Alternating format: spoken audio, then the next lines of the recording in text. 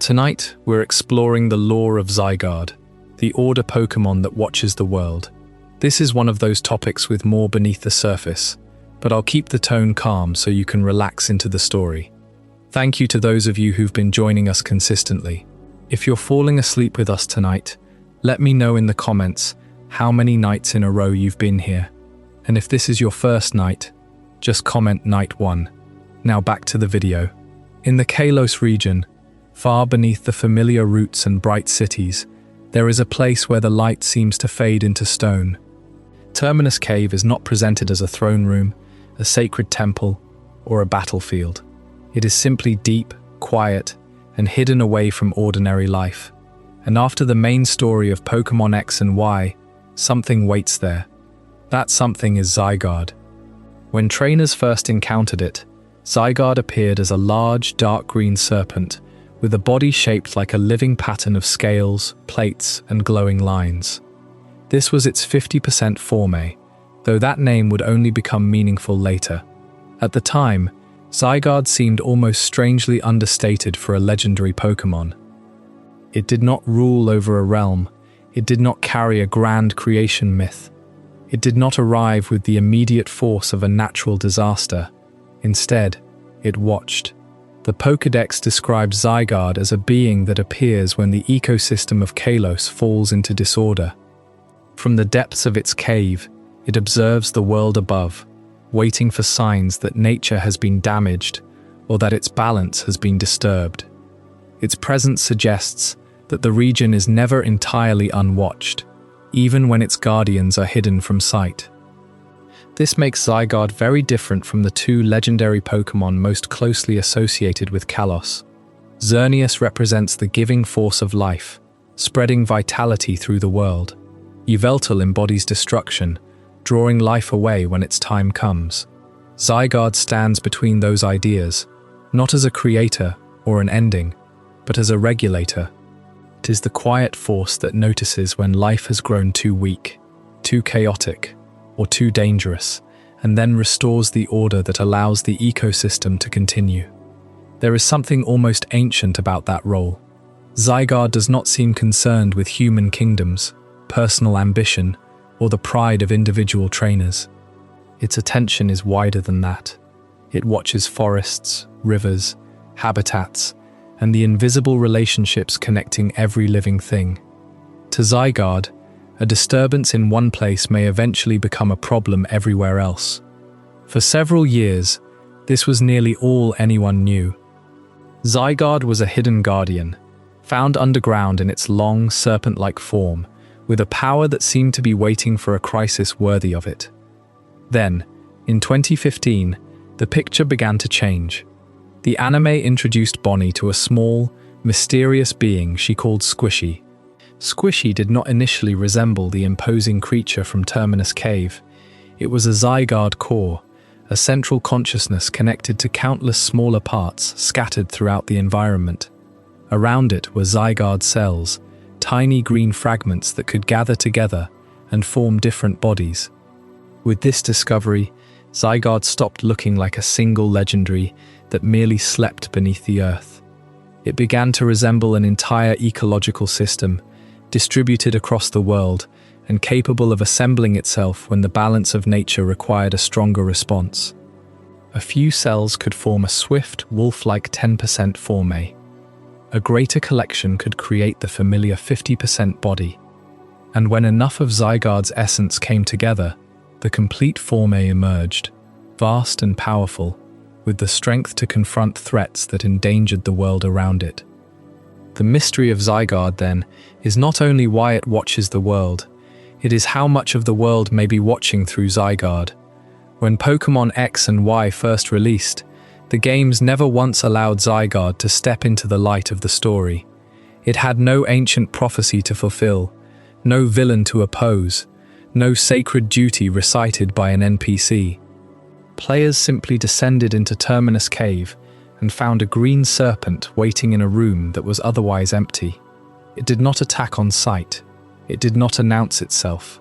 It just stood there, as if the region had quietly filed it away for a day that might never come. That empty room is the most important detail about Zygarde's introduction. In a franchise where legendary Pokémon often arrive with kingdoms, creation myths, and world-ending battles, Zygarde begins as a mystery rather than a spectacle. A legendary hidden underground, waiting for the world to go wrong. It had no box art to headline, no mascot status, no theatrical introduction. It was simply present, deep beneath Kalos, holding a place in the world that no one had yet learned to ask about. Contrast that with the other two legendary Pokémon of the region. Xerneas carries the force of life itself, the spread of vitality across forests and fields.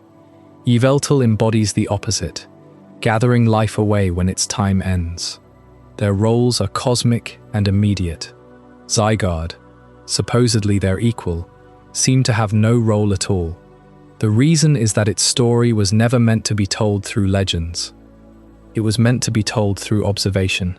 Unlike a creature that seeks worship or conquest, Zygarde remains invisible until nature's balance is disturbed.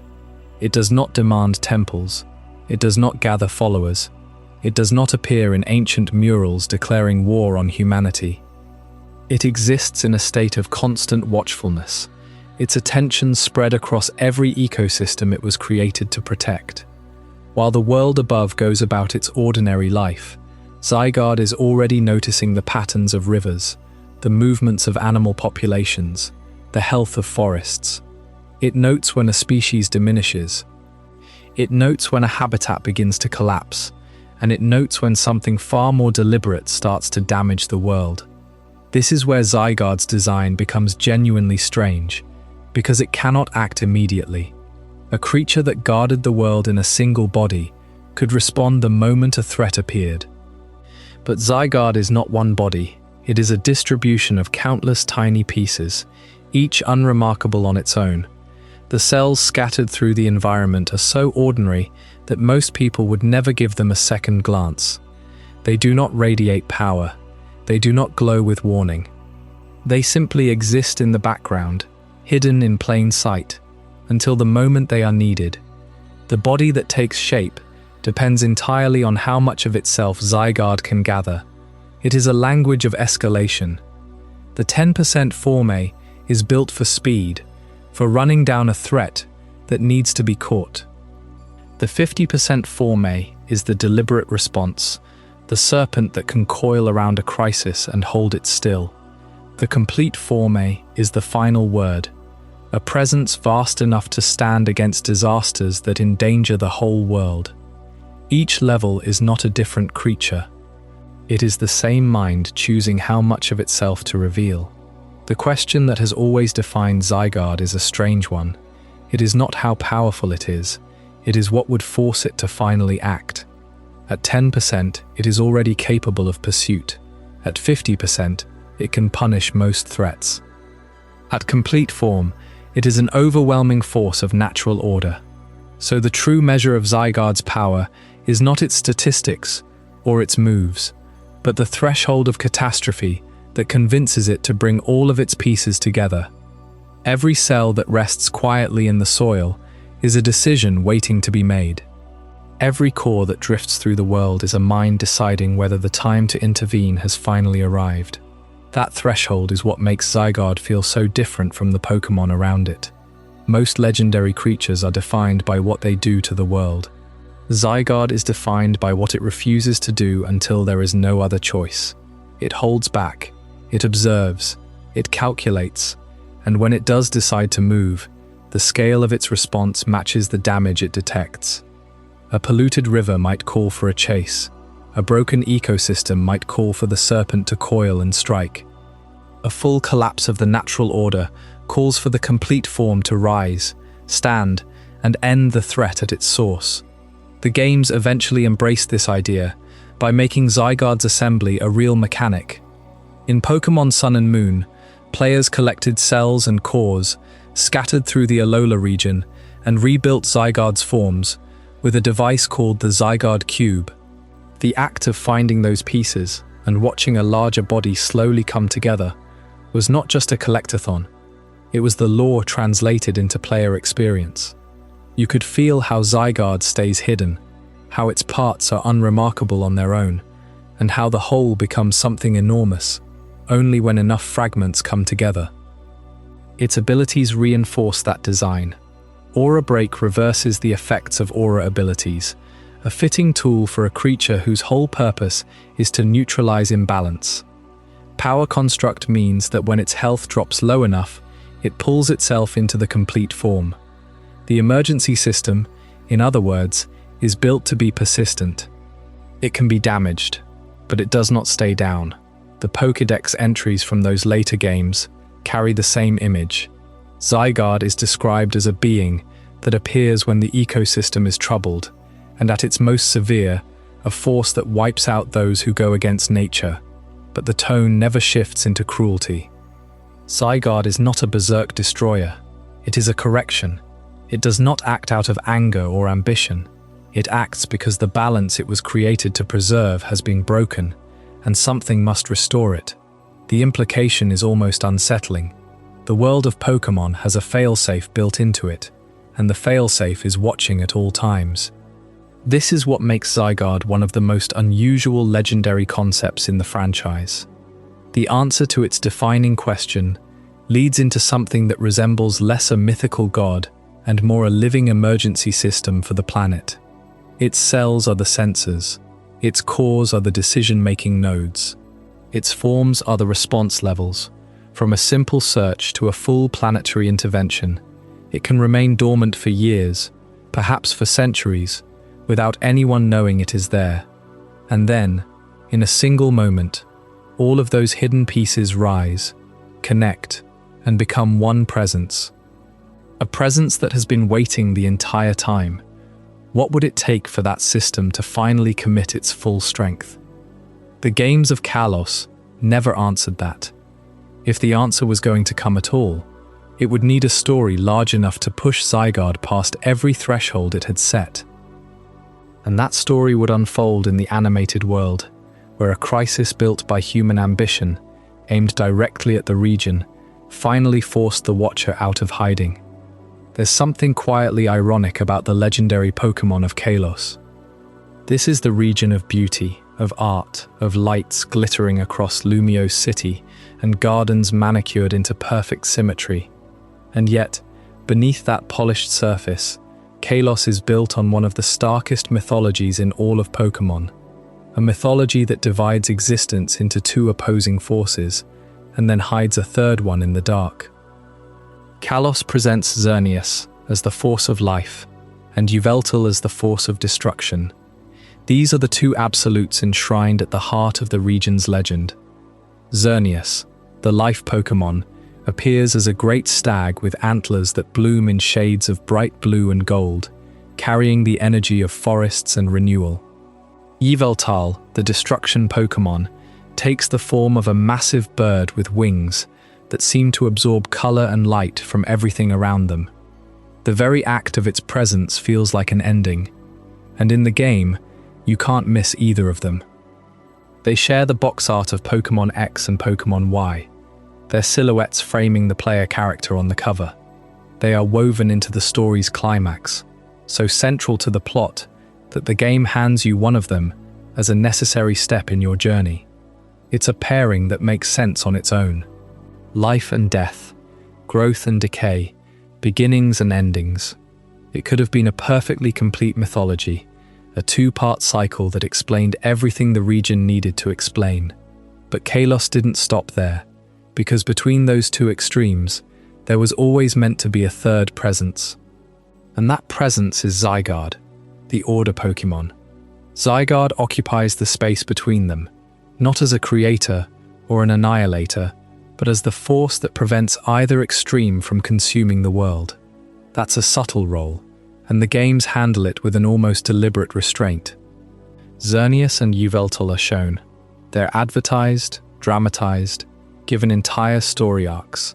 Zygarde is found, somewhere deep in Terminous Cave, after the main story has already ended, after the credits have rolled, and the champion's title is yours. There's no announcement, no fanfare. You walk into the cave, and there it is, coiled in the underground darkness like it has been waiting forever. The Pokédex entries for Zygarde in Generation 6 describe the same story over and over. When the Kalos ecosystem is thrown into disarray, Zygarde appears and reveals its power. It monitors those who damage the natural world from deep within its cave. It watches. It waits. The language is consistently about surveillance and restraint, never about conquest, never about glory. There's a quiet edge of judgment in the wording too. Zygarde doesn't just observe the ecosystem, it watches those who would harm it, tracking the source of the disruption and holding that awareness until the moment comes to act. But that action isn't vengeance. It's correction, a return to balance, not a punishment for its own sake. This is not a legendary that wants to be seen. It's a legendary that wants everything to stay exactly the way it's supposed to be, and that creates a hidden three-part structure. Life expands, destruction clears, and order intervenes when the cycle breaks. On one end, Xerneas pours energy into the world, driving growth and regeneration. On the other, Yveltal brings endings, clearing away what has run its course so new life has space to take root. Between them, Zygarde holds the line. When life expands too far, when a forest grows thick enough to smother every other living thing, order steps in. When destruction runs too deep, when an ending becomes annihilation, order steps in again.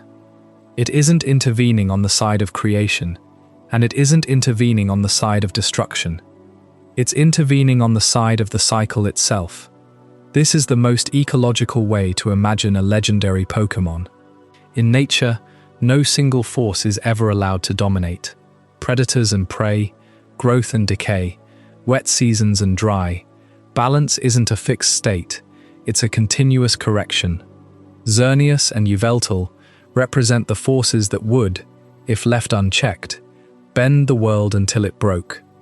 Zygarde is the force that keeps them honest. It isn't a king standing above the system, it's closer to a regulator, woven into the system so completely that it only becomes visible when something goes wrong. And that's precisely why Zygarde's importance is easy to miss. Its role is preventative rather than spectacular. Think about how we tell stories about gods. We tell stories about the god who created the mountains. We tell stories about the god who flooded the world. We do not tell stories about the god who made sure the flood never started. Prevention leaves no monument. A disaster averted looks just like an ordinary day. A forest that was never smothered looks just like a forest. And so Zygarde performs its function so completely that its absence from the spotlight feels natural, even expected. But Zygarde's own design quietly reinforces its purpose. Its dragon typing ties it to the same lineage as the other legendary Pokémon of Kalos, making it a peer of the two forces it watches. Its ground typing grounds it in the earth, the stable foundation beneath all that living and dying. It doesn't reach upward the way Xerneas' antlers do. It doesn't sweep through the sky the way Yveltal's wings do. It stays below, holding the center, where it is least appreciated and most necessary. There's even something telling in its original appearance in the Generation 6 games. The form players encountered in Terminous Cave was the 50% form, a long serpentine body that seems to trace the shape of the letter Z as it moves. A line that bends one way, then corrects itself and bends back the other. It's a fitting visual for a being whose entire existence is about correction. When you first stand before Zygarde in that cave, the game doesn't explain any of this to you. There's just the serpent, watching you with eyes that feel older than the region itself. And if you sit with that moment, standing in the silence, surrounded by stone, you begin to understand that this has been the point all along. Zygarde was never meant to be the center of attention. It was meant to be there when the attention fades, still watching, still waiting, making sure the world stays the world a little longer. How one creature manages to watch over an entire region is the mystery that surrounds it. And for years, the games gave players very little to work with. But that would change. The answer, when it finally arrived, would transform Zygarde from a hidden serpent into something far stranger, something spread thin across the land itself, waiting in every shadow. Between the light of Xerneas and the shadow of Yveltal, there is a third presence in Kalos. Most accounts of the region's legendaries stop at the pair, the one that gives life and the one that ends it. But the world of Pokémon has always had more than two forces at work. The third one is simply the easiest to miss, because it was never designed to be noticed. Zygarde dwells beneath the earth, in the dark of Terminous cave. It watches, it waits, and for most of Kalos's recorded history, it might as well not exist at all. But the word attached to its name suggests otherwise. Order Pokémon. It is a title that carries the weight of something grand, a sovereign presence, a being that rules over the living and the dying alike. And that impression is where so much of Zygarde's mystery comes from, because the reality is far stranger and far quieter. The title Order Pokémon does not describe a ruler, a king, or a divine lawgiver. It describes a regulator that monitors ecosystems and responds when natural systems are pushed beyond their limits. That is a very specific kind of power. A ruler imposes will. A king governs subjects. A lawgiver writes the rules and expects them to be followed. Zygarde does none of those things. It observes, it measures, it waits.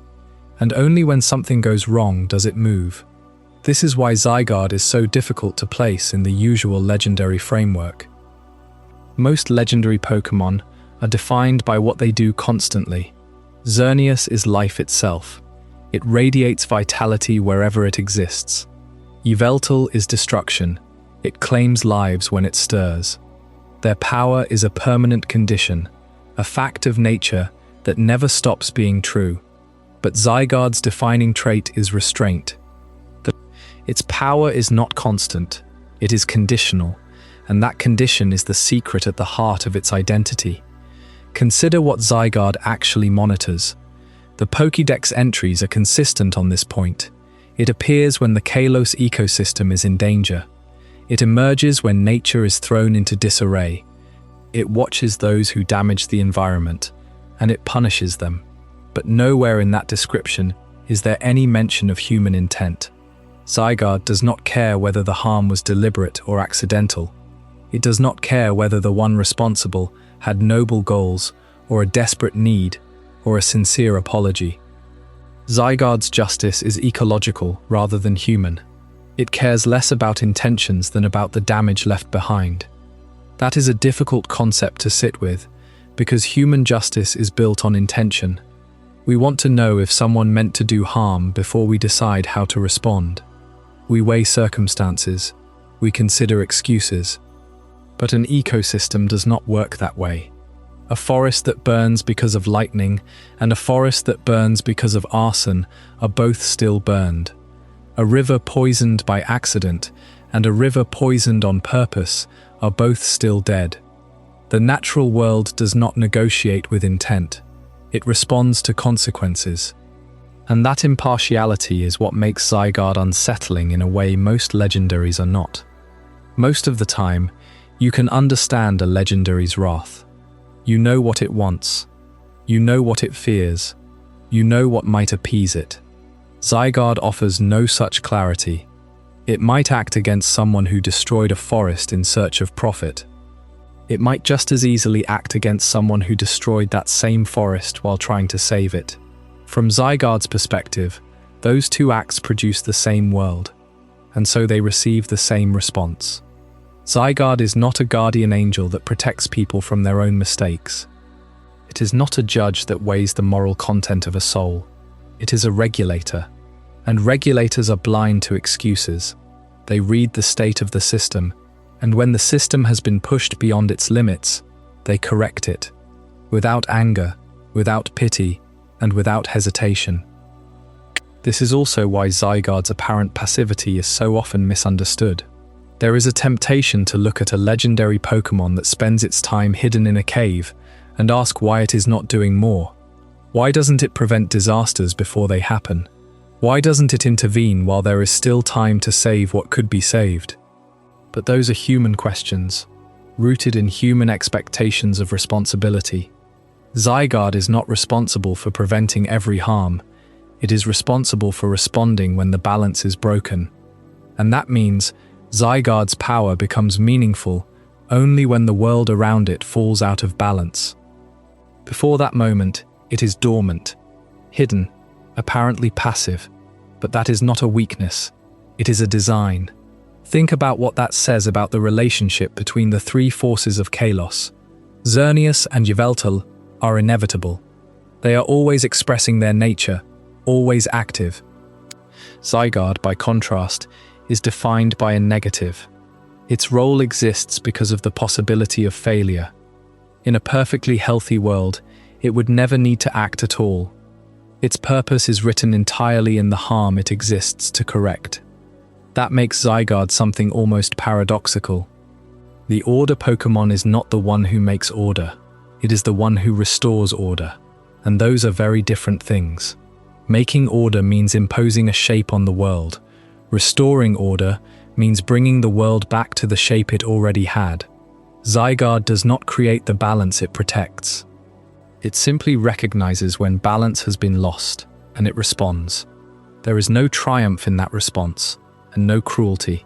It is the same kind of action as a thermostat, correcting a room that has grown too hot, or a circuit breaker, cutting the flow when a wire is overloaded. There is no malice in it. But there is no mercy either. There is only the correction that the situation demands. And that is the strange position Zygarde occupies. A working regulator is invisible by definition. You only notice it when something has already failed. Zygarde's silence is not an absence of duty. It is the sign that the world is still functioning. And that is what makes Zygarde so different from the legendaries that surround it. You cannot bargain with a regulator. You cannot explain your circumstances to a system that reads only results. If the damage is done, the response will come. The only variable is timing, but Zygarde is also not a simple creature to describe, because its body is not simple either. The being that watches from the cave is not one thing in the way Xerneas is one thing, or the way Yveltal is one thing. It is a collection. It is many pieces that can move together, or move apart, or assemble into entirely different shapes. And understanding how that works is the key to understanding how the regulator actually does its job. If Zygarde is a regulator rather than a ruler, then where does a regulator choose to exist? In Kalos, the answer is revealing. Most legendaries are woven into the story with ceremony. You meet them at the end of a long journey, or in the middle of a world-threatening crisis, or in a place that feels deliberately sacred. Xerneas rests within Team Flare's hidden laboratory, tied directly to the ultimate weapon. Yveltal waits in a chamber that feels almost like a tomb, but Zygarde is different. After the story ends, after the immediate threat has passed, you can travel to Terminous Cave and find it waiting in the deepest part of the underground. No ritual, no prophecy, no fanfare. Just the order Pokémon, alone in the dark. That placement is not an accident of game design. It tells you something fundamental about what Zygarde actually is. The cave itself feels like a secret. Terminous Cave is a post-game location, reached only after the player has completed the main story of Kalos. You descend through its winding tunnels without any of the usual legendary build-up.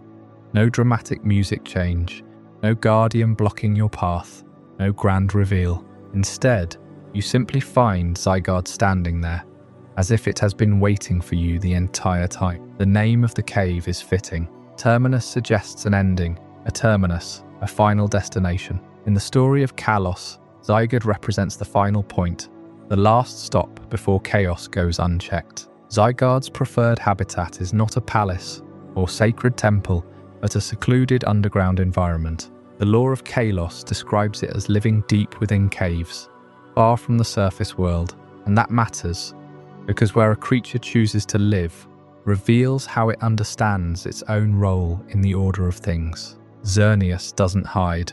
It embodies life itself, connected to the forest and to the renewal of the natural world. Yveltal's presence is tied to endings, and you feel it the moment something dies. that Zygarde's home is the unseen space beneath the earth. It is the ground itself, the foundation that nobody notices until it shifts. And in a region like Kalos, where beauty and decay are locked in a constant struggle, the one who lives below is the one who sees the whole picture. Deep caves transform it into an unseen observer, physically separated from the civilizations it may eventually judge. That separation is essential. Zygarde is a dragon and ground type, which means its connection to the earth is literal as well as symbolic. The ground is the one thing that every civilization stands on.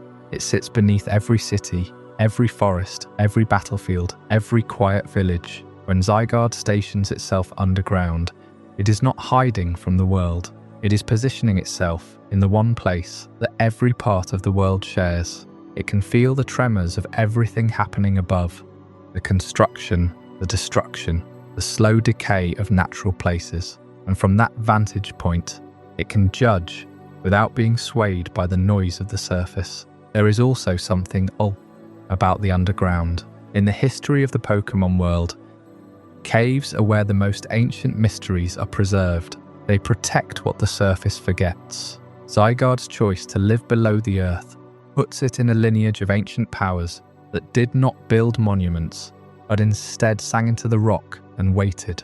It is not a creature of its own time. It is a creature of all time, buried beneath the present, holding the memory of what the world was supposed to be. The Pokédex entries for Zygarde in Pokémon X and Y make its role explicit. They describe it as appearing when the Kalos ecosystem is in danger, and they tell us that it watches those who damage the environment from deep within its cave. This is not a creature that charges in at the first sign of trouble. It waits, it observes, and when you sit with that idea for a moment, Zygarde's hidden life becomes something more than an interesting detail. It suggests that surveillance is part of its biology, not merely a behavior it performs during crises. Zygarde does not decide to watch the world when something goes wrong. Watching is what it is, all the time, as naturally as breathing.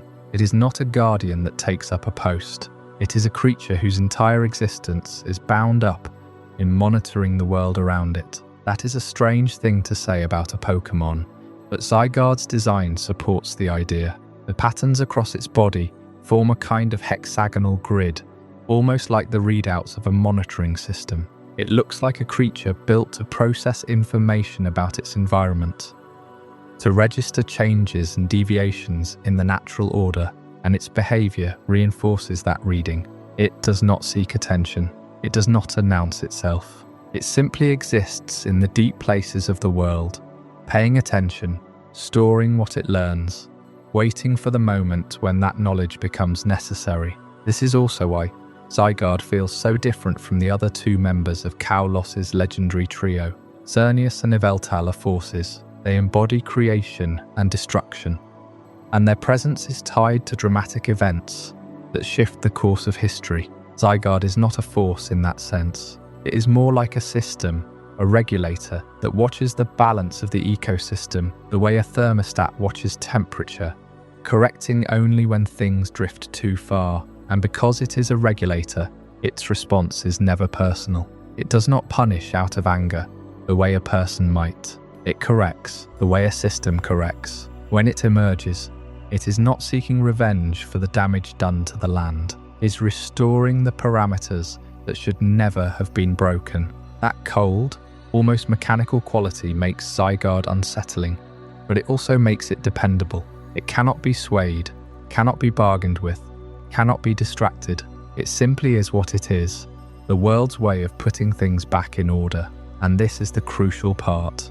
The Guardian is already present, long before anyone realizes that the ecosystem is in danger. It is there before the first river is poisoned, before the first forest is leveled, before the first warning signs appear. Its quiet presence in the background is not indifference. It is the opposite. It is the reason Zygarde can respond so quickly when things go wrong, because it has been watching the entire time. This reframes how we understand Zygarde's role in Kalos. It is easy to focus on the dramatic moments, the appearance at Terminous Cave, the power it reveals when it finally shows itself. But the deeper truth is that Zygarde was never absent. It was in the cave beneath the region the entire time, watching. When Team Flare's plans threatened to destabilize the ecosystem, Zygarde did not need to be summoned. It was already there, in the dark, waiting for the moment when it would need to act. That is the nature of the Order Pokémon. It does not rule. It does not announce itself. It exists in the places nobody thinks to look, and it remembers everything it sees. And perhaps that is why its story does not end with a single body in a single cave. A watcher whose purpose is to preserve balance gains nothing from being confined to one location. The deeper Zygarde's lore goes, the more we learn that the presence in Terminous Cave is connected to something far larger, countless pieces of a single consciousness scattered across the land, observing from every direction at once. The guardian beneath the earth is not alone. It never was. Terminous Cave sits in the northwest corner of Kalos, a place most players barely notice during the main adventure, and that is exactly the point. Zygarde does not announce itself. It does not appear at the climax of the story, demanding attention. It simply waits. In Pokémon X and Y, the player reaches Terminous Cave only after the main story has concluded. There is no urgent prompt, no character guiding you there. You have to choose to go, and when you arrive, the cave itself feels less like a dungeon and more like a forgotten corridor beneath the region, holding something that was never meant to be displayed. The journey to Terminous Cave is quiet. You pass through winding routes, past patches of tall grass and weathered stones until the cave mouth opens into a relatively small interior. Compared to the grand story-driven locations you have already explored, it is almost underwhelming. A few trainers, some wild Pokémon, grey stone walls and dim lighting. It does not look like the lair of a legendary being, and yet there it is. At the deepest part of the cave, standing apart from everything else, floats a serpentine figure, dark in colour with jagged green patterns running along its body. Zygarde appears there in its serpent-like 50% form, making the encounter feel like a secret hidden beneath the game's visible mythology. There is no fanfare, no cutscene elaborately introducing its power.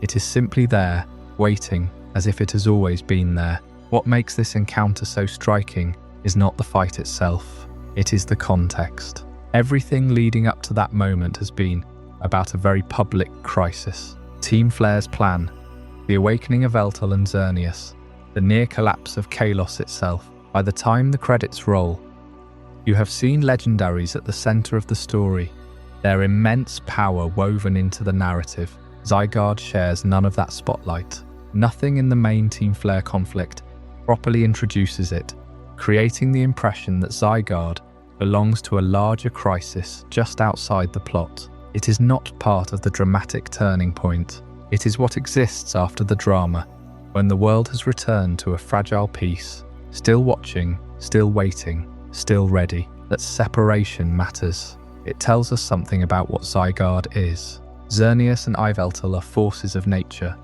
but they are also objects of legend within Kalos. People know about them. They shape mythology, inspire stories, and drive conflict. Zygarde does not have that kind of cultural presence in the games. It is not referenced by major characters, not woven into the prophecy that drives the narrative. It exists outside the mythology that Kalos has built around itself, and that is fitting for a creature whose entire function is to remain unseen until something goes horribly wrong. The fact that it is only accessible after the story ends reinforces the idea that Zygarde's intervention is not something you can schedule. It is a reaction, a consequence, a final line of defense that only activates when the ordinary systems of the world have failed. When you engage it in battle, the encounter feels different from other legendaries in Generation 6. There is no dialogue before the fight, no explanation of its role. The battle just begins. You throw a Pokéball, it breaks out, and you throw again. And in that silence, the game communicates everything you need to know. Zygarde does not need to justify its existence. It has been here all along, beneath Kalos, beneath the story you experienced, beneath the conflicts that consumed so much attention. The cave is not its prison, it is its vantage point. Capturing it does not resolve its mystery. It merely confirms that the Watcher has been waiting below Kalos all along. That is the unsettling part of the encounter.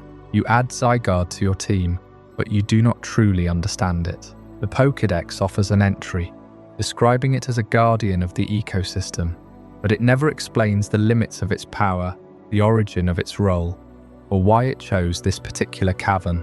It feels less like a creature you have conquered, and more like one you have simply crossed paths with. You were allowed to find it. Whether that was your accomplishment or its decision is never made clear. Part of what makes this so compelling is that Zygarde's design in Generation 6 is incomplete in a way that mirrors its story. In Pokémon X and Y, you only ever encounter this single serpent form. There is no mention of cells, cores, or transformations. The version you find in Terminous Cave is simply what Zygarde is, or at least what it shows you. The game does not hint at the possibility of other forms. It does not suggest that this creature might be assembled from countless individual pieces scattered across the land. Zygarde appears as a complete singular entity, and the game seems satisfied with that. But the story does not feel satisfied. There is something unresolved about the creature even after you catch it. That unresolved quality is not a flaw, it is intentional. Kalos itself is a region built on a hidden history, and Zygarde embodies that theme. The ultimate weapon lies beneath the earth. The legendaries represent natural forces that go far beyond human concerns. And below it all, Zygarde observes everything. The player's journey through Kalos is one of revelation, uncovering secrets and confronting threats. But Zygarde is the one mystery that never fully unravels. It gives you just enough to confirm its existence and its role, but no more.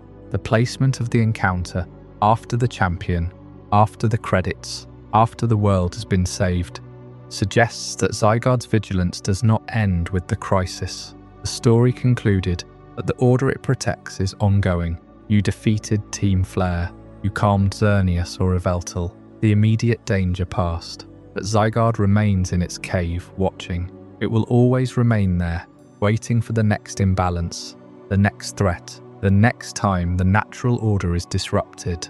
Your capture of it does not remove it from that duty. If anything, it makes you a witness to that duty. You have taken the Guardian into your party, but the weight of what it watches over travels with you, and so the question begins to take shape.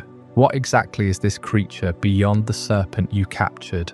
The games of Kalos offer only silence. The answers, when they come, will arrive in a very different form, carried not by a grand tale of continents colliding or ultimate weapons, but by something small, something green, something that does not even look like a legendary at all. When you finally stand before Zygarde in Terminous Cave, there's a strange quiet to the moment. You've come through a winding underground path, past rock walls and dim lighting, and the game doesn't build up to this encounter the way it does with other legendaries. There's no grand cutscene, no dramatic orchestral swell, no ancient prophecy whispered by a sage. You simply find it, hovering in the depths, waiting, and it's enormous. That's the first thing players noticed when Pokémon X and Y introduced Zygarde back in 2013. It's a serpentine creature, dark and imposing, with green hexagonal patterns running through its body,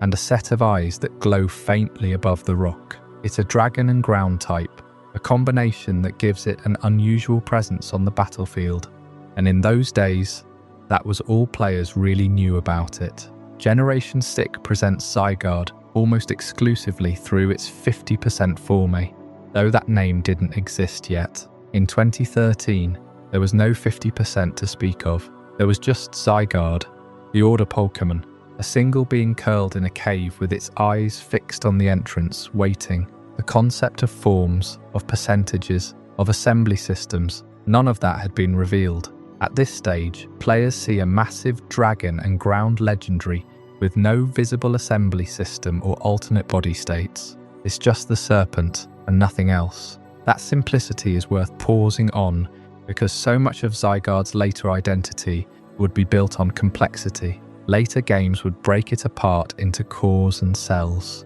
would offer multiple forms, would turn it into something closer to a distributed intelligence than a single organism. But in Generation 6, none of that is present. The design is monolithic, one body, one mind, one purpose, and the purpose is written into its Pokédex entries. To watch over the Kalos ecosystem, to appear when the region's balance is disturbed, and to punish those who damage the natural world from deep within its cave. The entries describe it as a being that monitors even those who harm the environment, that reacts only when the ecosystem is thrown into disarray. It's a guardian, but a passive one that observes for years, decades, possibly centuries, before ever moving. The serpent shape communicates scale and ancient power, but not yet the distributed organism that Zygarde would later become. Even in its design, there's a kind of finality to it. This is not a creature that looks like it's assembled from smaller pieces. It looks whole in a way that feels almost eternal. The hexagonal patterns across its body resemble a cellular structure, but at the time, players had no reason to read them that way. They were just markings, decorative details on a legendary that seemed self-contained. There's also a red core visible in the center of its chest. Small but distinct detail that seemed to pulse with energy, though the game never explained what it was. In hindsight, that red core seems like a clue, but back then, it was just part of the creature's visual identity. Another detail in a design that was striking without being fully understood. There's also the question of how Zygarde fits into the broader trio of Kalos. Xerneas brings life, Yveltal brings destruction, and Zygarde sits between them as the regulator. It's not a creator or a destroyer. It's the force that keeps the other two from going too far. That role is reflected in its placement within the game. Xerneas and Yveltal are central to the story, featured prominently on the box art and woven into the narrative itself. Zygarde, by contrast, is hidden. It doesn't participate in the main story at all. It doesn't appear until after the credits roll. Players have to seek it out on their own, and the game gives them almost no reason to do so, beyond curiosity or completionism. There are no quests pointing toward Terminous Cave, no NPCs whispering about a guardian in the depths. It simply exists in a corner of the map, waiting in the dark. That obscurity is part of what makes its first appearance so striking. And it's also part of what makes the creature feel so different from its counterparts. Xerneas and Yveltal are forces that shape the world. Zygarde is a force that watches it, and that's where the sense of incompleteness creeps in. Its first appearance is therefore both a complete design and an incomplete explanation.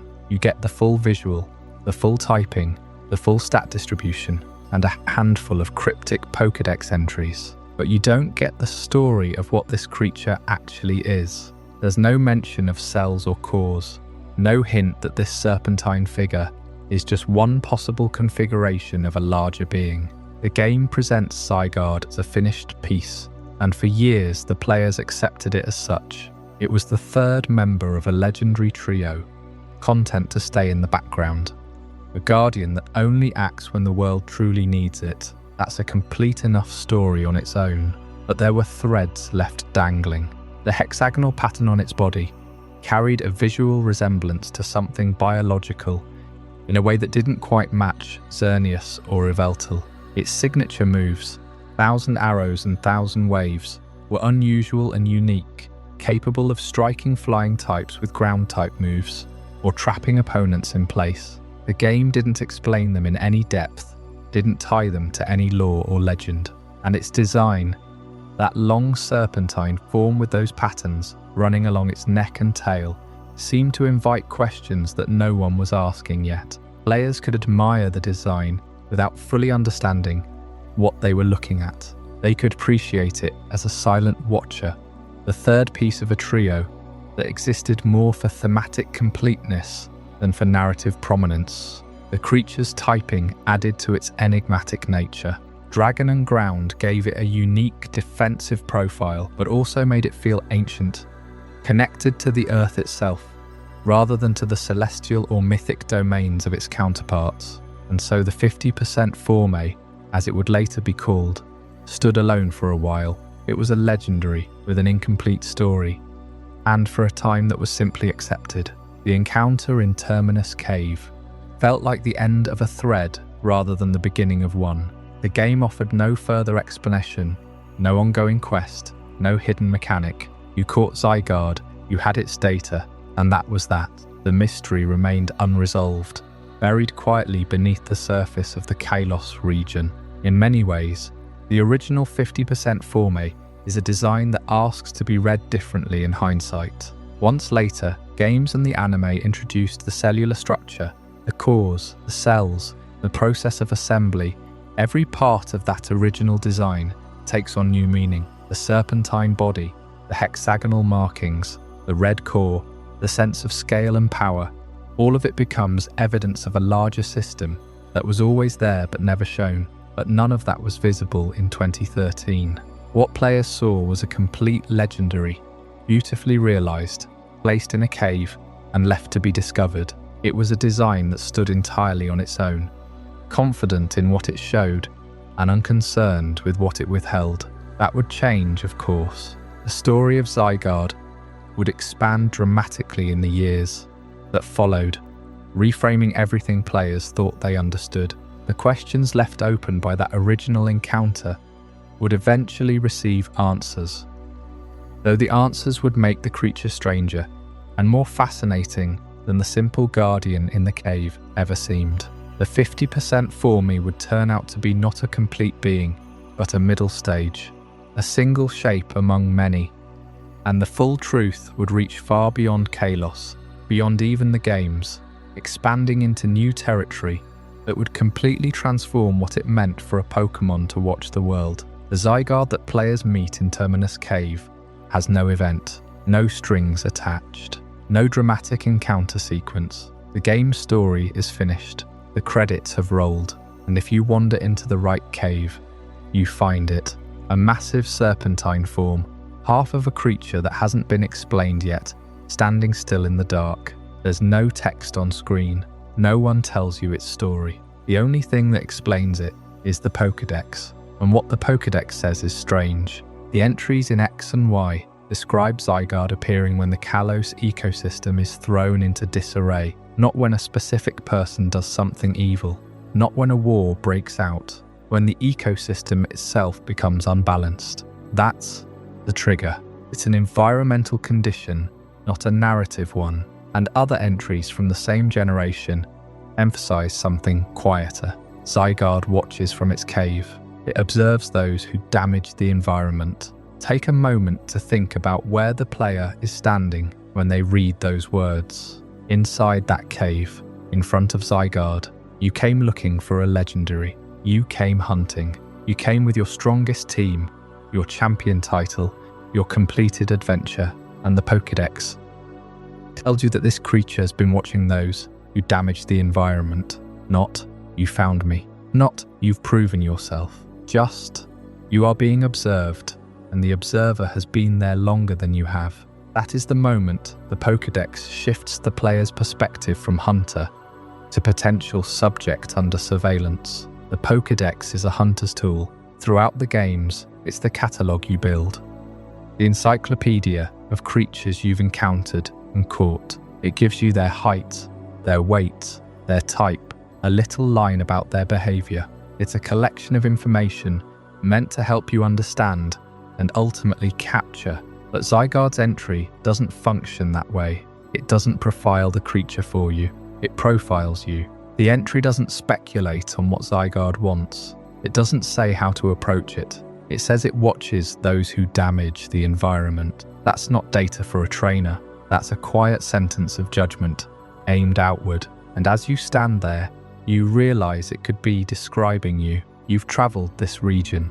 You've fought. You've happened to be at the center of a crisis involving a super weapon and legendary forces of life and destruction. From Zygarde's perspective, you're just another actor in the ecosystem, another agent whose presence has consequences the observer has been cataloging all along. And this is where the encounter parts ways with every other legendary in the generation. Zygarde is not simply guarding a location. It's not the sentinel of Terminous Cave, protecting a sacred spot or an artifact. The cave is where it waits, not what it protects. What Zygarde is monitoring is wider than any single place. It's monitoring the consequences of human activity across an entire region, the whole ecosystem of Kalos, the water, the forests, the weather, the way cities expand and wild areas change. And it does this from deep underground, where the surface world can't see it, where no one knows it's watching until the moment it decides to move. Notice the wording of those Pokédex entries again. They don't say Zygarde protects anything. They don't say it hunts anyone. They say it appears when the ecosystem is thrown into disarray. It watches from its cave. It observes those who damage the environment. That's a vocabulary of surveillance, not of combat. This is not a creature that patrols its territory or hunts down intruders. It's a creature that stays hidden and waits for something to go wrong. In the games, you never experience Zygarde acting as a regulator. You never see it sweep through the region restoring order. You only see that it exists, and then you're told what it will do when things break. The warning system is the warning, and the Pokédex, by handing you that warning, makes you aware of your own place in the system. In a Pokémon game, you spend dozens of hours defeating trainers, catching creatures, altering the routes of the region through your mere presence. None of that is framed as harmful. The world is built for you to move through it. But Zygarde's entry is one of the rare moments where the game's own database looks at you and suggests that movement through the world has consequences. You aren't told whether you've caused damage. You're just told that a creature exists whose entire purpose is to watch for damage, and you're standing in its cave. What's unresolved in Generation 6 is how this actually works. In its original presentation, Zygarde is a single organism in a single form. There's no mention of cells, no mention of cause, no alternate states. It's one massive creature sitting in a cave said to watch an entire region. How does one body observe the consequences of human activity everywhere? The entries don't answer that. The games don't answer it either. What they give you is the still figure in the dark, a serpent that appears when the ecosystem falls into disarray, and the unsettling sense that it saw you long before you ever found it. That gap between the unmoving creature in the cave and the vast scale of its surveillance stays with you after you leave. It's what makes Zygarde feel less like a legendary in the usual sense and more like a phenomenon that happens to have a shape. And it's a gap that would eventually be filled, not by adding more stories to the serpent, but by looking deeper at what Zygarde actually is. The still form in the cave was one expression of a system, a single surface, drawn in the dark, waiting to be understood. The Pokédex in Kalos tells us what Zygarde does, but it never tells us what Zygarde is. And that distinction matters more than it might first appear.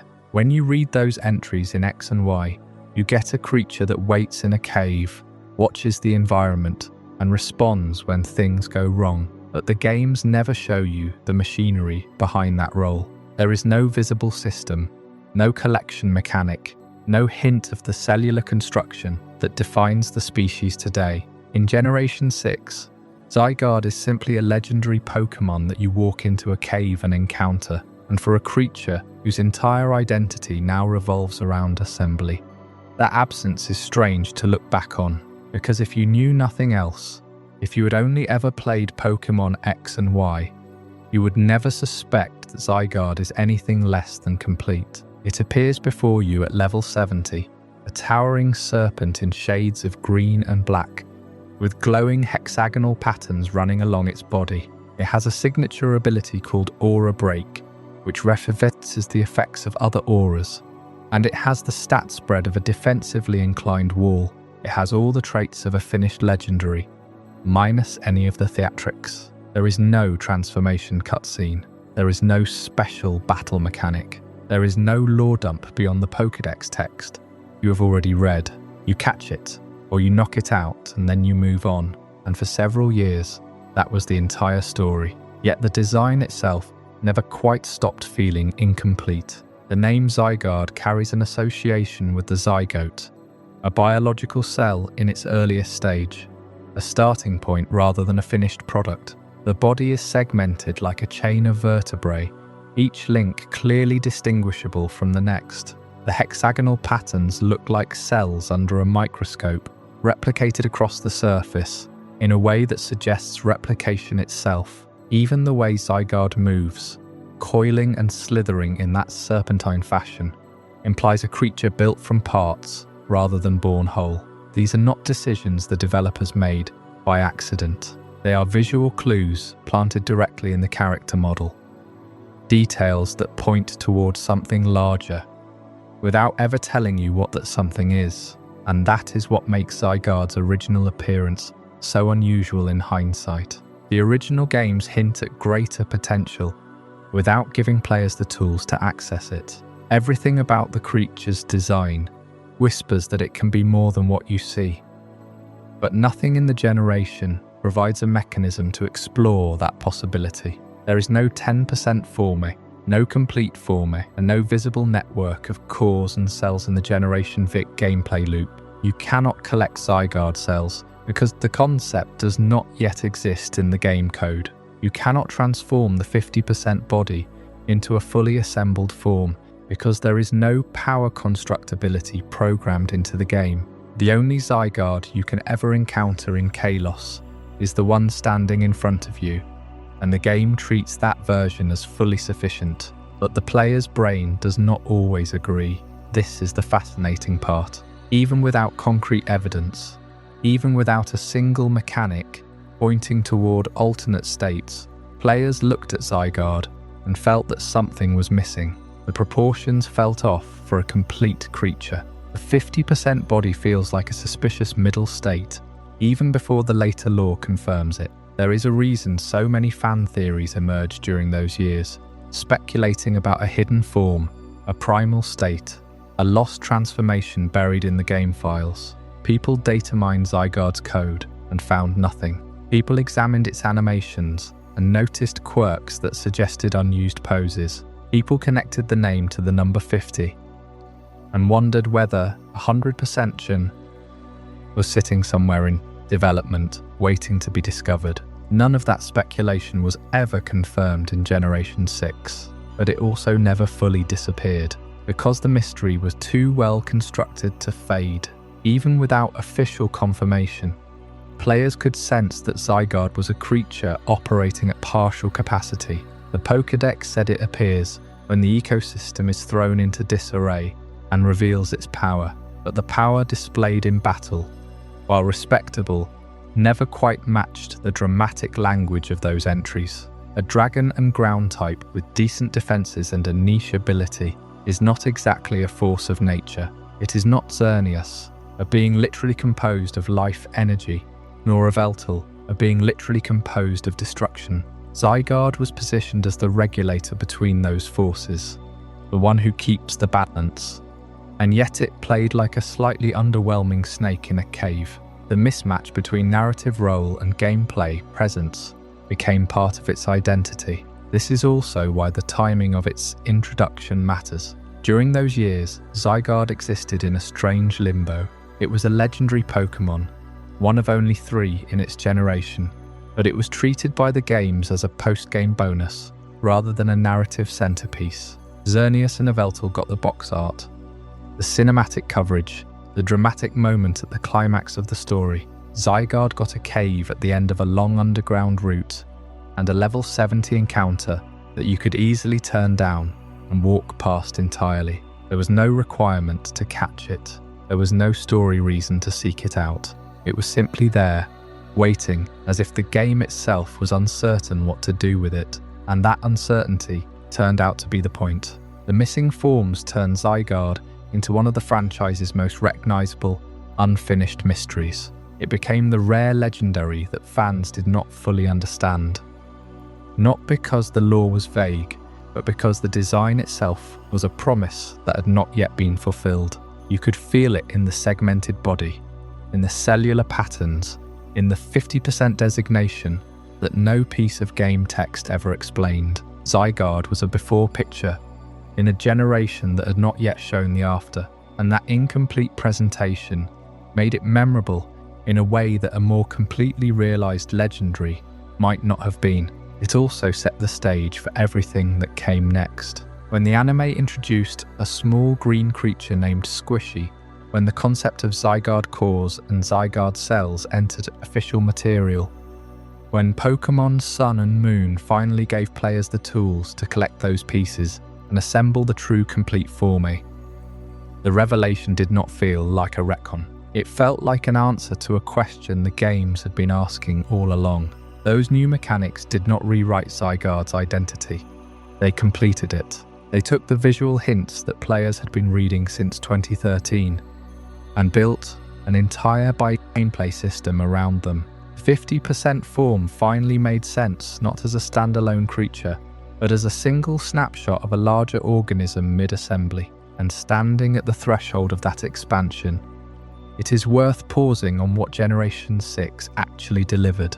Not a transformed legendary, not a hidden mechanic, not a satisfying payoff, just a serpent in a cave, watching, waiting, and saying nothing. And somehow, that was exactly enough to make players start asking the right questions. So the game leaves Zygarde exactly where it found it, coiled in Terminous cave, waiting for a crisis that never comes. And that is one of the strangest things about the 6th generation, because X and Y present us with a crisis that should be it. Xerneas and Yveltal receive central stories, woven directly into Kalos' main conflict. One is the embodiment of life itself. The other is the embodiment of destruction, their slumber, their awakening, their role in the ultimate weapon.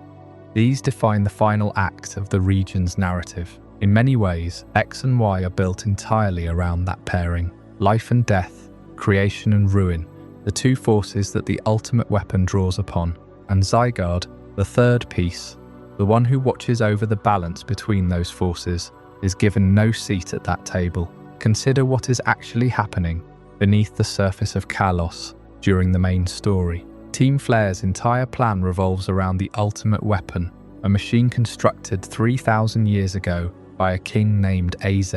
It was built to end a war, but its price was terrible. The weapon had to be powered by the life energy of Pokémon, their literal life force, drained away to fuel a single shot. Countless Pokémon died so that the weapon could fire, and when Lysandre revives it in the present, he willingly repeats that sin. He awakens Xerneas or Yveltal to power the machine, and he intends to use it to wipe away nearly all of humanity. The threat is not merely political, it is biological, it is environmental. It is a weapon that consumes living energy to erase life from the map. Its ecological purpose seemed perfectly suited to a crisis involving weapons, energy extraction, and environmental disruption. If any threat in Kalos should draw the Order Pokémon out of the deep, it is exactly this. Zygarde's entire existence is framed as a response mechanism. The Pokédex says it appears when the Kalos ecosystem is thrown into disarray. It watches those who damage the environment. It reveals its power when nature is in danger. Each of those descriptions is pointing at the same scenario. Someone is harming the natural order, and Zygarde emerges to correct them. That is Team Flare. That is the ultimate weapon. That is the entire climax of X and Y. And yet, across the full story of those games, the Guardian never stirs. The player meets Zygarde only after the credits roll, in a cave in the eastern reaches of Kalos, with no build-up and no connection to the events that just unfolded. The ultimate weapon fired. The ecosystem was nearly destroyed. A force of life and a force of destruction clashed in the heart of the region, and the being whose job is to monitor that balance simply watched. Whether it slept through the crisis, or whether its definition of balance permitted what happened, the game never says. There is no scene where Zygarde reacts to Team Flare's schemes. There is no moment where it ascends from below to face Lysandre or his machine. The creature whose identity is defined by response is given nothing to respond to. Yet the game offers no full narrative in which Zygarde awakens to judge Kalos, and that omission leaves a structural absence in the region's mythology. X and Y constructed a conflict about the abuse of natural energy, the theft of life force, the corruption of the land, the weaponization of the world's own essence, and then excluded the one legendary whose function is to police exactly that. Zygarde is not a king watching over its domain. It is a corrective force. It is the consequence. It is what appears when people have taken too much. But in the games where it debuted, the people of Kalos took too much, and the consequence never arrived. That gap transforms the legendary from a solved encounter into a promise that the story has not yet fulfilled. When you find Zygarde in Terminous Cave, you do not feel the closure of a completed myth. You feel the outline of a story that never happened. The game hands you a guardian with no emergency, a system with no failure state, a watcher whose vigilance is never tested. The idea that Zygarde was watching all along is not an answer. It is a question. It demands a follow-up. Because consider what the lore implies. Zygarde was there when Lysandre stood before the ultimate weapon. It was there when the machine drained Pokémon of their life energy and turned that energy into fire. It was there when the fate of the region was decided without it, and it did nothing. The only way to reconcile those facts is to accept that Zygarde operates on a scale we cannot perceive, that its understanding of balance does not match ours, that to a being of pure order, the ultimate weapon may have been only a fluctuation in a system that would eventually correct itself. But that interpretation deepens the mystery rather than resolving it. Generation 6 tells us Zygarde is a protector, but it never shows us that protection. It tells us Zygarde watches over the world, but it never shows the watching leading anywhere. And for years, that was the entire picture.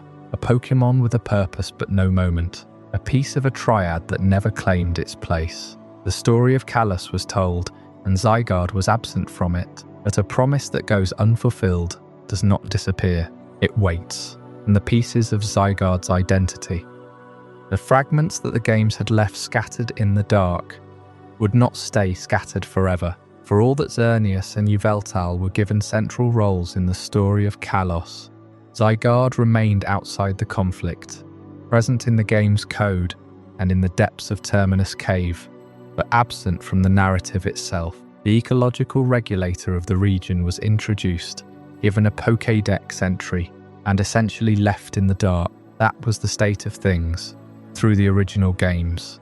Then, 2015, the anime began airing new episodes, and Korokoro magazine began sharing new reveals, and together they showed a Zygarde that was far more complicated than the single serpent players had encountered. The first surprise was that Zygarde was not in any conventional sense one creature. The new material introduced two distinct kinds of component. Zygarde cells were small, motionless fragments scattered across the world, each one carrying a tiny piece of the organism's presence. Zygarde cores were rarer and more significant. They were the intelligence of the being, the governing centers that could direct cells, gather them, and shape them into a body. Together, cells and cores formed a network, and the visible Pokémon, the serpentine form that waited in Terminous Cave, was simply one arrangement of that network, a local gathering, a temporary assembly, never the whole story. This single idea reframed the creature completely. Zygarde's lore shifted from that of a hidden guardian to something much more expansive, a distributed ecological system. And those two concepts could not be more different. A hidden guardian has a home. It lives in a specific place, and you can imagine traveling to that place, descending into the dark and finding it waiting there. A distributed system has no such location. Its pieces are already everywhere. They lie in the soil, beneath the forest floor, in the shallows of the region's rivers, in the silence of places the world has long forgotten. Zygarde was never truly confined to Terminous Cave. The cave simply held the part of it that had chosen to assemble. The rest of it was already out there, motionless and watchful. That realization reshaped the original games in hindsight. In Pokémon X and Y, the player crosses all of Kalos, travels through forests and mountains and cities, and eventually descends into Terminous Cave to find Zygarde waiting at the end. For 2 years, that encounter was understood as the discovery of a hidden legendary Pokémon. After 2015, it could not be read the same way. The serpent the player finds is not the entire being. It is one visible concentration of a much larger organism, and every step the player took across Kalos, every route and every river, was lightly crossed in the presence of countless unseen cells. The creature was watching long before the player ever reached its assembled form. The central mystery of Zygarde changed along with this new understanding. In the original games, the question was one of location. Where does Zygarde live? Where must the player go to find it? Where will it emerge from when the ecosystem is thrown into crisis? These were questions with spatial answers, and Terminous Cave provided a satisfying one. But the 2015 material replaced that question entirely. The mystery was no longer about where Zygarde was hiding. It was about how many pieces of Zygarde were already watching the world. How many cells lie scattered through the soil of Kalos? How many cores sit dormant beneath its mountain ranges? How much of the natural world, the world that seemed empty and unobserved, had actually been under the quiet, patient surveillance of an ecological system that had simply not yet chosen to act? It is a deeply unsettling idea when you allow yourself to sit with it. The guardian of balance does not need to emerge from anywhere to see what is happening. It is already everywhere. The environment itself is the body of the watcher. When it finally reveals itself, when the crisis becomes too great and the system responds, it is not arriving from some distant lair. It is gathering what has been there all along, pulling its scattered pieces into a single shape, and that shape is only as powerful as the number of pieces it can command. This distributed nature also gave Zygarde a kind of resilience that no other legendary Pokémon of its generation possessed. Xerneas could be defeated, Yveltal could be sealed away, but Zygarde, as a system, had no single point of failure. Destroy one assembled body, and the cells remain, the cores remain, the awareness remains. It could always gather again, reorganize, and return in another form. The 10% Forme, swift and built for close pursuit, was one such arrangement. The 50% Forme, the familiar serpent, was another, and the complete Forme, the fully assembled state of the organism, was something that dwarfed both of them in scale and presence. Each of these forms was not a separate creature. They were all the same distributed being, expressing different proportions of itself. This was the true meaning of the Order Pokémon. Not a single creature enforcing a single rule, but an entire system designed to correct any imbalance. From the smallest disturbance to the collapse of an entire ecosystem, the anime of 2015 took this concept and gave it an emotional entry point, unlike anything the games had offered. The story introduced a small green creature, soft in appearance and almost gentle, found by a child in the wild. The child named it Squishy, and yet this creature was a Zygarde core, one of the governing intelligences of the entire distributed organism. The being capable of assembling into a dragon-like serpent or into a towering complete Forme had presented itself as something small and fragile, something that needed to be held and protected. That choice reframed Zygarde's mythology in a way that a simple legendary encounter never could. It made the Order Pokémon feel present in the world rather than removed from it. It made the scale of the organism tangible. Because if this small and gentle creature was a core, then the system it belonged to had to be vast beyond easy comprehension, and it set the stage for everything that followed.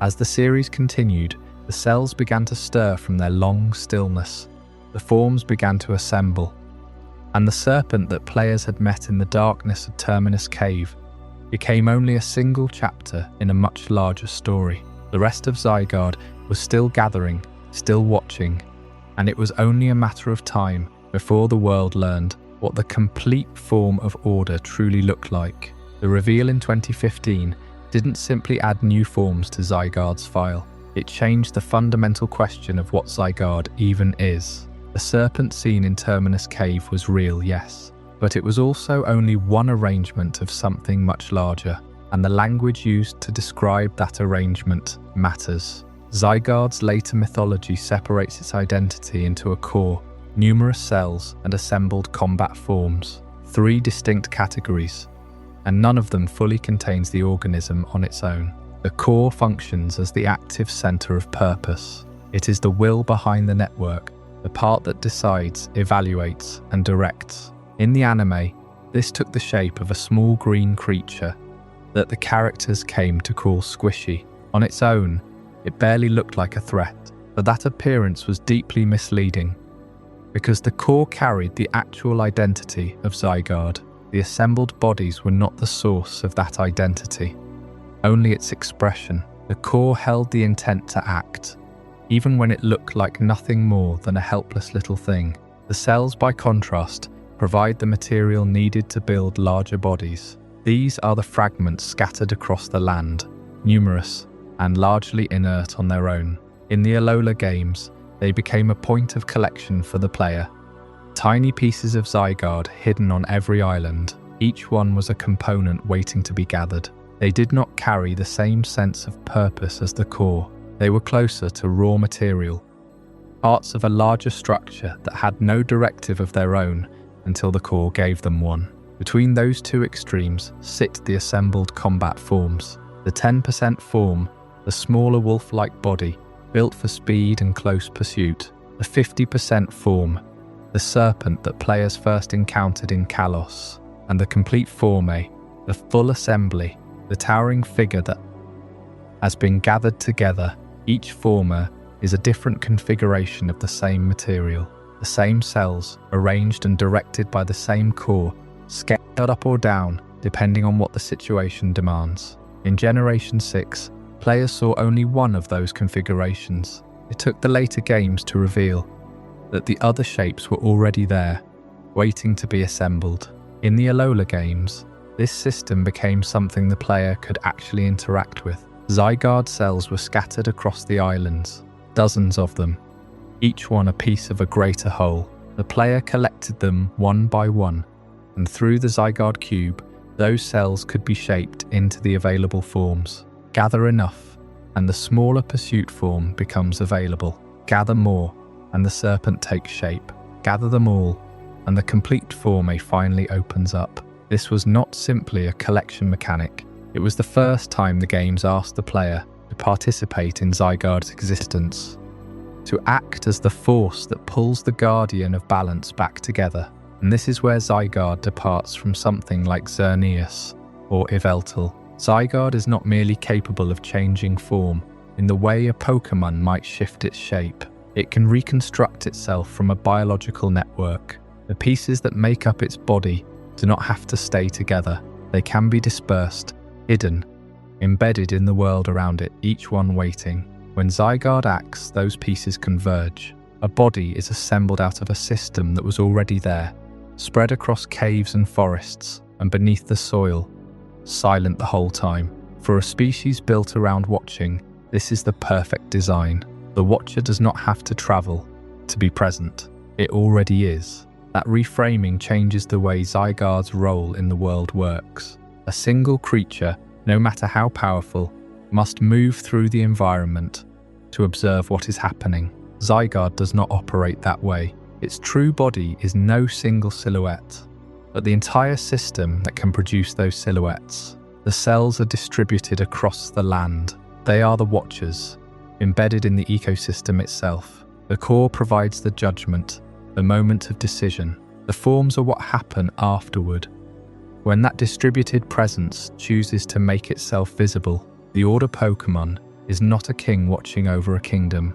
It is the kingdom, divided into pieces, waiting for the Order to move. This is also why the original games left Zygarde feeling unfinished. In X and Y, players found a single powerful creature in a cave, and that was all there was to see. The deeper truth was that the creature in the cave was only a fraction of the whole. The rest of it was already out there, scattered through Kalos, unnoticed and unremarkable until the moment it was needed.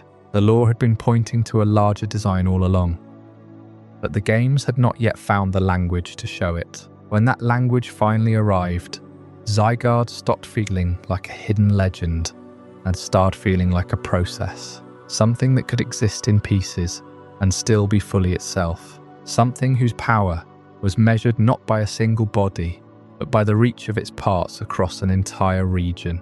And yet the system still had to prove itself in practice. The question of how these pieces coordinate, how a scattered presence becomes a decisive one, would be tested when the balance it guarded finally came under real threat. When that test arrived, the Watcher had no choice but to reveal what it could actually do. Before we dive deeper into this incredible journey, I'm curious, where in the world are you watching this from? Drop a comment below and let our global community know. And if you're finding this as mind-blowing as I am, hit that like button to help more people discover this story. The distinction between core and cell is the foundation of Zygarde's later identity, but it took a very particular storyteller and a very small creature to bring that idea to life. The lore had grown from a single hidden serpent into a distributed network, a being that existed across countless pieces of itself. That is an abstract concept, a mind scattered across the earth, a body assembled on command.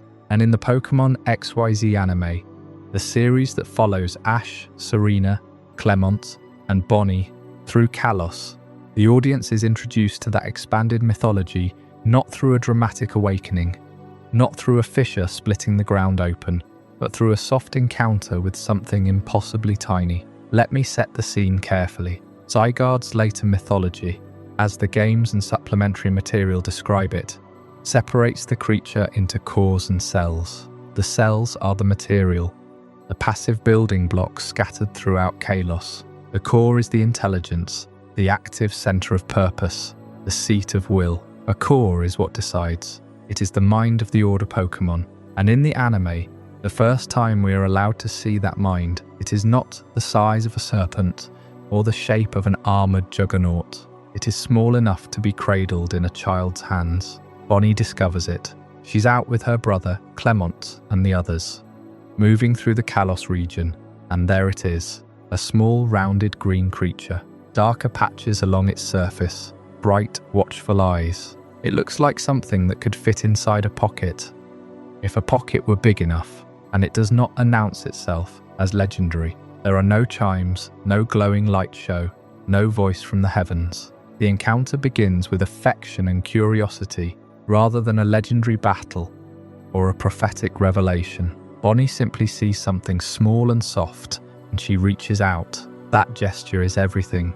Bonnie is a character defined by openness, by a willingness to love things that other people might overlook. She spent the XY series begging her brother for a Pokémon of her own, trying to sneak her way into a trainer's life with mixed results. So when she finds this little creature, her first instinct is not to analyze it, not to question it, not to ask what its power level might be, or what evolutionary line it belongs to. Her first instinct is to protect it, and she gives it a name, Squishy. It is the most undignified, affectionate, perfect name possible for a creature that contains the mind of one of the most serious, legendary Pokémon in the franchise, the Order Pokémon, the regulator of the ecosystem, the one that emerges when Kalos is thrown into chaos. And here it is, being squished against Bonnie's cheek, acquiring a nickname that would never fit in any ancient prophecy. There's something quietly radical about that. Bonnie treats the mysterious creature as a companion before anyone fully understands what it is. That's the detail that matters most. She carries it around. She talks to it. She hides it in a bag when they're in towns, because people might ask questions and she would not have good answers. She offers it small comforts. She treats it the way any kid would treat a stray they've decided is theirs. And the creature, for its part, accepts all of it. It stays. It lets itself be held.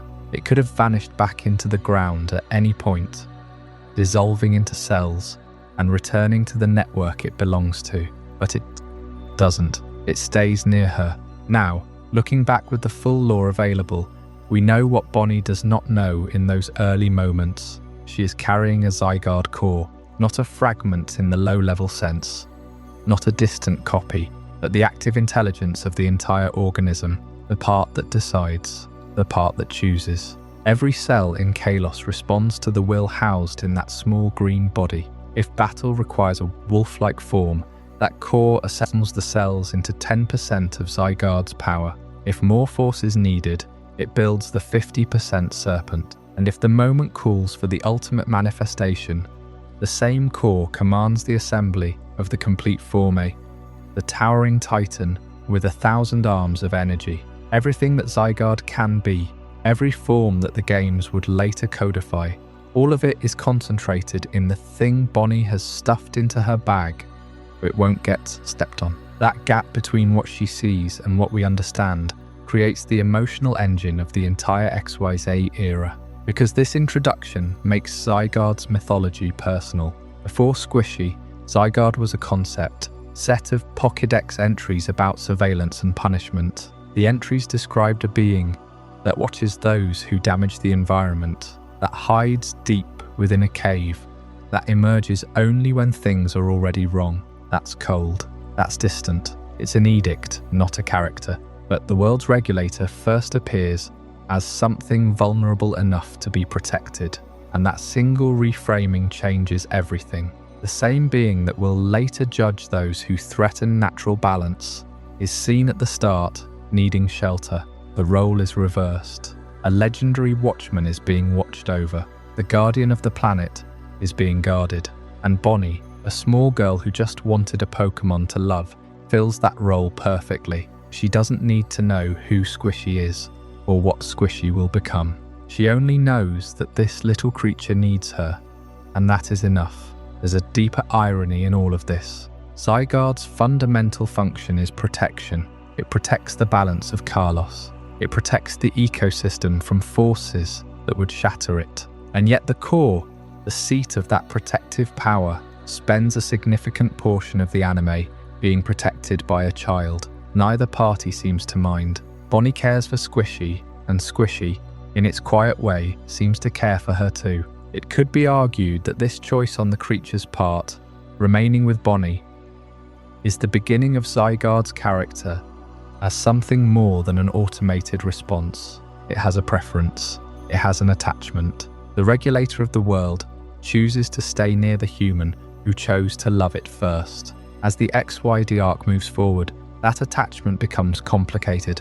The world does not stay calm.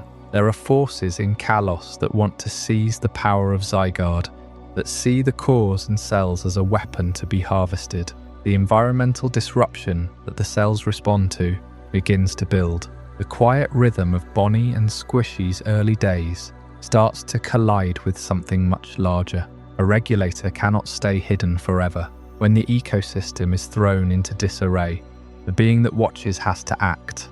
And so the same Squishy who once blinked up at Bonnie gets pulled into a far wider conflict. The cells scatter and respond to the core's will. The body assembles. The serpent rises. The complete form takes shape. What began as a gentle encounter with a soft little creature becomes the gateway to Zygarde's most important role in the anime, a confrontation with the very forces that throw Kalos out of balance. But before that confrontation arrives, there is still this. A child, a creature, and a name that no Pokédex would ever record. Squishy, the softest possible beginning for the hardest of guardians. Because the cores and cells are not just mechanical lore. They are the pieces that can be loved, one at a time. When Bonnie picked up that small green creature and named it Squishy, she was holding something far more significant than a lost little Pokémon. It looked like a companion. It felt like a friend. It settled into her arms and seemed perfectly content to be carried around like a plush toy. But the anime had quietly introduced a concept that would unravel everything the games had suggested about Zygarde up to that point. Because Squishy was not a baby Zygarde. It was not a small version of that towering serpent waiting in Terminous cave. Squishy was a Zygarde core, and the entire structure of Zygarde's existence hinged on what that word meant. In Generation 6, the games had given players a single Zygarde, caught in a dark cave after the main story was over. There was no mention of pieces. No mention of a mind separated from a body. It was just a legendary Pokémon, one of 3, sitting in the background of Kalos' mythology, while Xerneas and Yveltal took center stage. The Pokédex said it watched over the ecosystem, that it appeared when the region fell into disarray, but the games never showed what that watching actually looked like. The anime's 2015 expansion rewrote that understanding from the ground up. Zygarde isn't one body, it's a network, a field of individual cells scattered across the environment, each one gathering information, observing the world and waiting. And at the center of that network sits a core. The core is the intelligence, the decision maker, the part of Zygarde that holds purpose, will and direction. All those scattered cells are like individual pieces of a living surveillance system. They don't think on their own, at least not in the way a creature thinks. They simply exist, spread out across forests and caves and cities, absorbing information about the ecosystem around them. They see, they sense, they report. Each one is like a single pixel in an enormous image, and only a core can interpret the full picture. They feed that information back to the core they're connected to, and the core does the real thinking. It's a relationship built on command and response. When that core decides it needs a body, the cells answer, they gather, they organize, they assemble. The core commands, and the surrounding cells form into whatever shape the situation demands. And the anime showed this happening in real time. Squishy, this tiny, creature that let Bonnie carry it around, that seemed almost helpless on its own, could summon its own body. Those cells would rise up from wherever they were hidden and arrange themselves into a smaller, faster form, the wolf-like 10% Forme, built for pursuit and close combat. When more force was required, the same core could organize those cells into the towering serpent shape players recognized from Kalos, the 50% Forme. It wasn't transformation in the traditional sense. It was more like assembly. The core remained exactly the same. The body around it was constructed from the network, piece by piece. When the conflict ended, that body could dissolve back into scattered cells, returning to the environment like nothing had happened. Bonnie had no idea what she was carrying. To her, Squishy was just Squishy, a friend, a little creature that wanted her company. The anime leaned into that sweetness, even as it built an entire mythology behind it. That's the first major truth about Zygarde that the anime established. A Zygarde core can command or organize surrounding cells into larger forms. Simple in concept, but the implications ripple outward, because if the body is just an arrangement, then the body was never the real Zygarde. The core was. And that means Squishy was not the entire species either. It was a central intelligence, a fragment of a much larger existence that could, when necessary, become part of a greater body. That's a strange thing to hold in your mind, alongside the image of a small green creature cuddling in someone's arms. The same presence that could command an army of cells was also perfectly content to be held like a plush toy, to be named by a little girl, to sit and watch the world from the safety of her backpack. That contradiction became part of Squishy's charm, but it also became part of the mystery, because if Squishy was a core, and a core could command cells, then a question naturally followed. How many cores are there? Is this singular little creature the only mind of Zygarde, or is something larger happening beneath the surface? The anime answered that question in its own time, and the answer was as dramatic as it was unexpected. Not far into the XYZ arc, the story revealed that Team Flare, the organization behind the chaos and disruption threatening Kalos, was in possession of its own Zygarde core, a second one, a completely separate intelligence, operating independently, aligned with a different purpose entirely. This core didn't answer to Squishy. It wasn't a fragment of the same consciousness.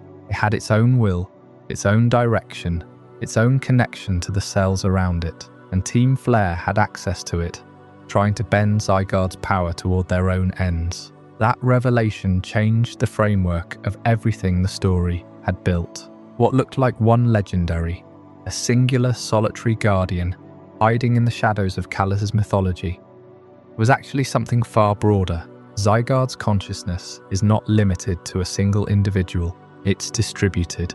Multiple cores can exist at once, each one capable of commanding its own share of cells, each one carrying its own sense of purpose. In the anime, that meant two Zygarde cores pulling in opposing directions, one caught up in the crisis unfolding across the region, responding to the disruption of the natural world, the other associated with the very organization behind that disruption, the same species, the same network, two minds moving toward very different ends. And when you step back and look at what the anime was building, the concept comes into focus. Zygarde isn't a king, it isn't a god, it isn't a single guardian waiting in a cave. It's an authority, an ecological authority distributed across multiple centers. Each core holds a piece of that authority. Each core can summon the power of the network around it, and the species as a whole, the collection of every core and every cell spread across the world,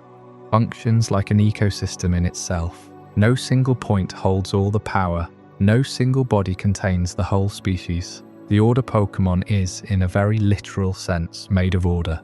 A hierarchy of cells, cores, and assembled bodies, each layer serving the function of surveillance, response, and restoration. The game lore always framed Zygarde as watching over the world's ecosystem, waiting in deep caves for the moment balance is threatened. Watching is the word that recurs across its Pokédex entries. It watches, it waits, it judges. The anime took that idea and gave it a physical structure. The watcher is many, the mind is plural, and when the moment of crisis finally arrives, the response doesn't have to come from a single place. It can rise from anywhere the cells are hiding, organized by whatever core is nearby. That's what makes Zygarde so different from Xerneas and Yveltal. Xerneas is life incarnate. Yveltal is destruction given form. They are singular expressions of fundamental forces, but Zygarde is a system, a network of observers that can never be fully cornered or fully captured, because the whole is always greater than any one of its parts. Squishy, with all its softness and affection, became the doorway into that understanding, a small creature that was also a command center, a beloved companion that could, in a heartbeat, assemble a body powerful enough to shake the earth. And the second core, the one held by Team Flare, proved that this wasn't an accident or a one-time anomaly. This was the design. Zygarde was always meant to be distributed, a species that is also a system of checks and balances, not just for the natural world, but within itself. Two cores, two wills, two claims to the same silent network. And when an organization like Team Flare gains control of a mind like that, the order Zygarde represents stops being a guardrail and starts being a weapon. The natural balance of Kalos was about to become a battlefield, and both sides of that battle would be wearing the same face. Squishy, then, is not merely a Pokémon that Bonnie found. The core is a center of decision inside a much wider system. It can call pieces of itself back, gather scattered cells across Kalos, and assemble a body suited to the situation. That is what makes the core valuable, and that is also what makes it a target. Because once Team Flare learns what Zygarde is, they stop seeing a guardian. They see a construction, a machine that can be taken apart and rebuilt on purpose, with intent. And in their hands, that intent is not the protection of balance. It is the enforcement of their own vision of the world. Team Flare's interference provides the kind of disruption Zygarde's Pokédex entries warned about. Nature is treated as material to be controlled. For years, the entries had described Zygarde as a being that watches from deep within the earth, waiting for the ecosystem to be thrown into disarray, ready to punish those who damage nature. But Team Flare does not simply damage nature, they instrumentalize it. They treat the order of the world as a resource to be repurposed, and the being that exists to restore balance becomes the very mechanism they intend to use. What that means in practice is that the distributed nature of Zygarde, its greatest strength and its greatest vulnerability, is exposed. The cells are scattered across Kalos precisely so the organism can persist no matter what happens. If one body is destroyed, the pieces remain, waiting for a core to assemble them again. But the same design makes every individual cell a potential piece of salvage, and every core is a potential control unit. Team Flare begins the work of capturing them, extracting them from caves, from forests, from anywhere. The Long Watch has left them waiting. The cores are collected, the cells are harvested.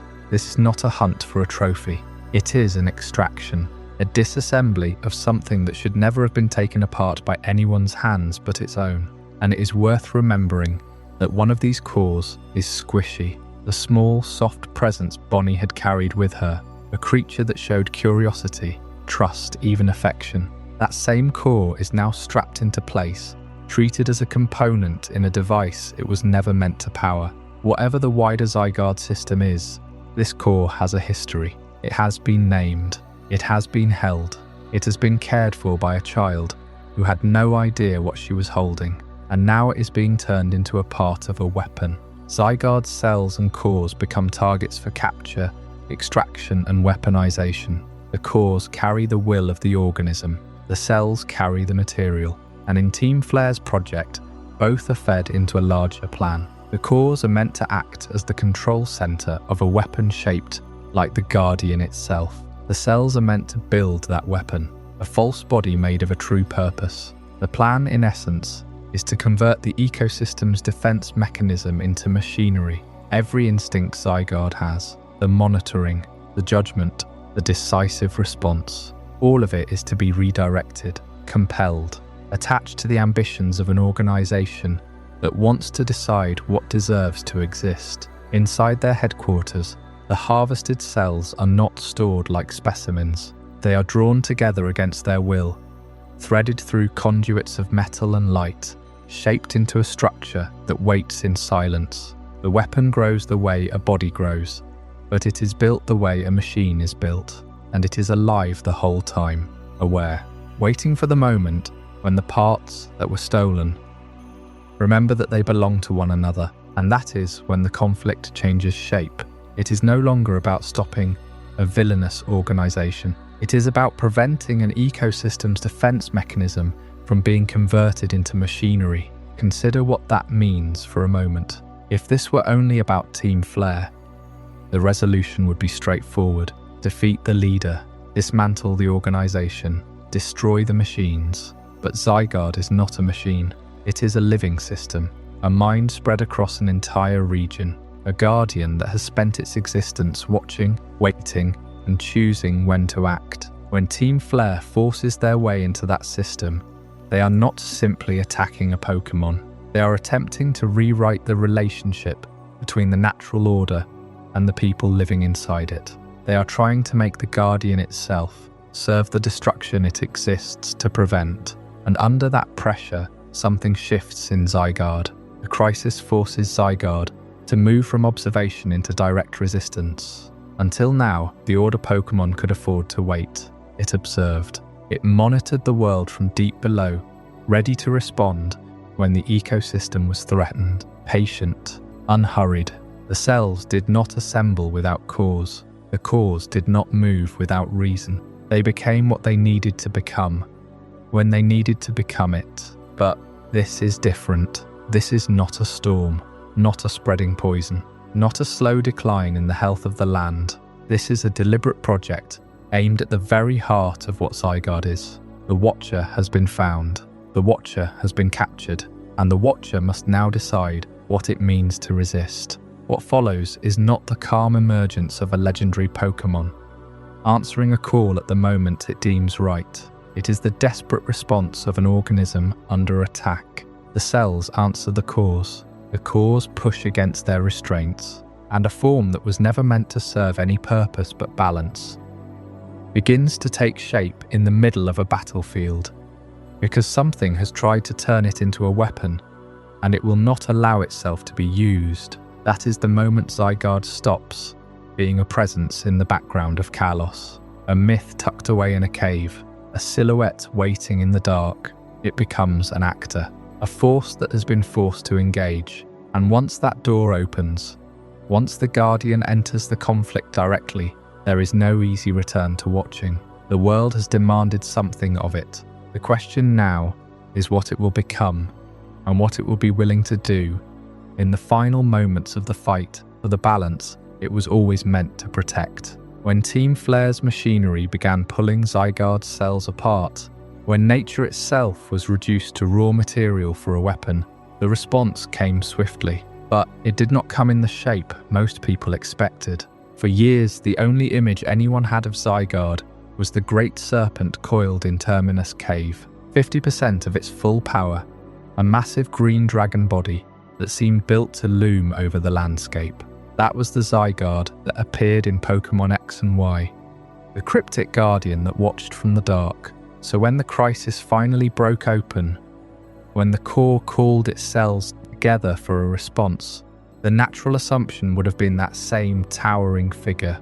Instead, something smaller emerged. The 10% Forme reveals that Zygarde can build a smaller, wolf-like body for speed and pursuit. In the heat of the moment, the core assembled only a fraction of its available cells, just enough to create a lean quadruped with sharp features and a predator's stance. Where the 50% form was built to observe and restrain, this body was built to chase, and it moved accordingly. This form is less imposing than the serpent, but more immediately mobile and aggressive. It does not rely on size to make its point. The larger body is built to loom, to watch, to hold space. This one is built to move.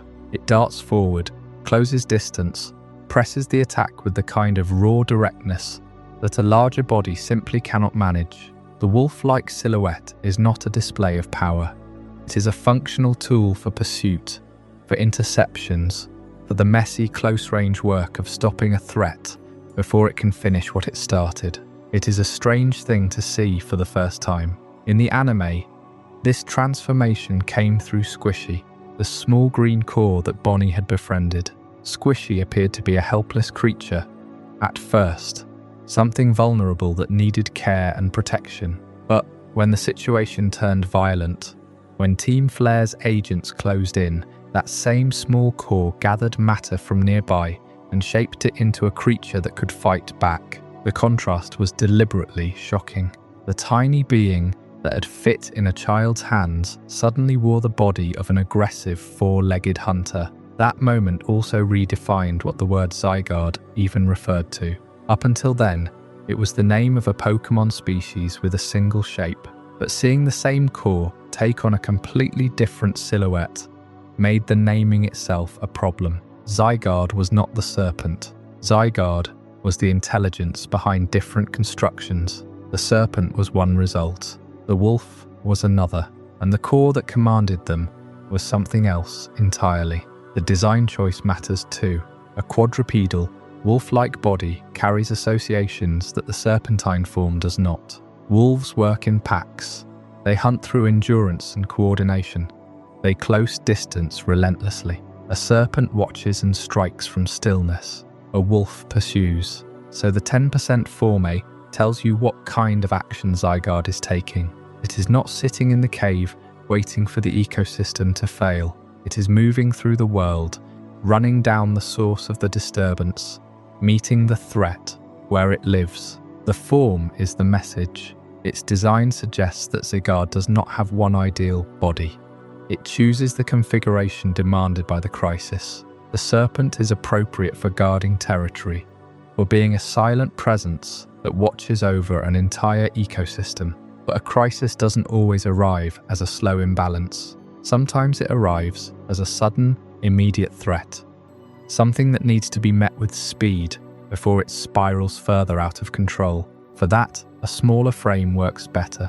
Less material to gather, less time to assemble, faster movement once active. And this is where Zygarde's identity as a distributed organism becomes so interesting. The individual cells are not just building blocks scattered randomly across the environment. They are material that can be configured in different ways depending on what the core determines is necessary. The 10% Forme is not a weakened or incomplete version of Zygarde.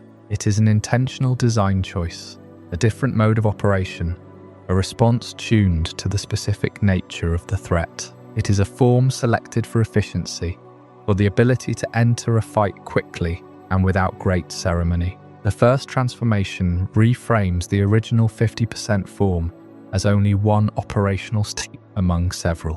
When players first encountered Zygarde in Generation 6, the serpent seemed complete. It had its own typing, its own place in the lore of Kalos, its own quiet presence in the game's endgame. But the reveal of the 10% form quietly undermines that completeness. What looked like the definitive incarnation of the Order Pokémon becomes just one setting on a larger machine, one way of deploying the same consciousness, the same cells, the same purpose. That reframing carries real weight. It changes how the original appearance in Terminous Cave is read in hindsight. The Zygarde that sat there silently watching was not Zygarde's true form. It was the arrangement that suited the situation. A slow-burning watch, a guardian in waiting. When the situation changes, the body changes. The Pokémon is not the body. The Pokémon is the system. It's also worth noting what the 10% Forme's name means, or rather what it measures. 10%.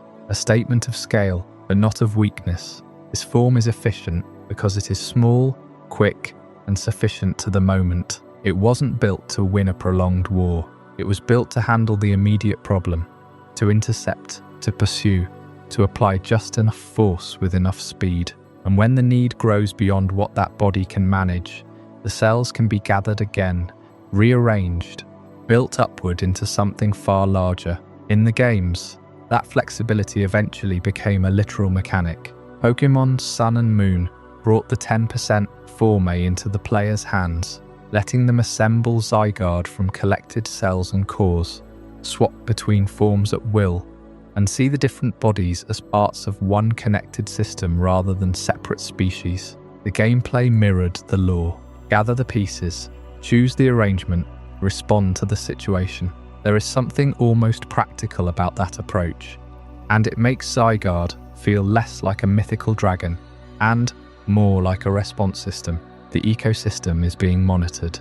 When a threat appears, the system reacts proportionally. If the threat is small and fast, a small and fast body is assembled. If the threat is large, larger structures come together. The form follows the function, and the function is always the preservation of balance. But the 10% form also suggests something subtle about how Zygarde perceives its own role. It is willing to be small. It doesn't need to be impressive.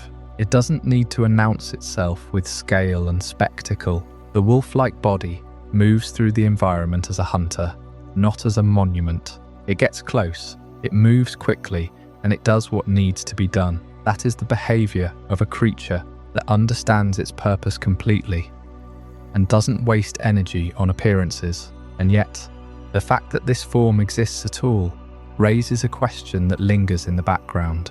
If the 50% form is one operational state and the 10% form is another, then what about the opposite direction? When the threat is so large that every available cell has to be drawn together, the 10% form had already changed how that answer would be understood. It wasn't a brand new creature emerging from nothing.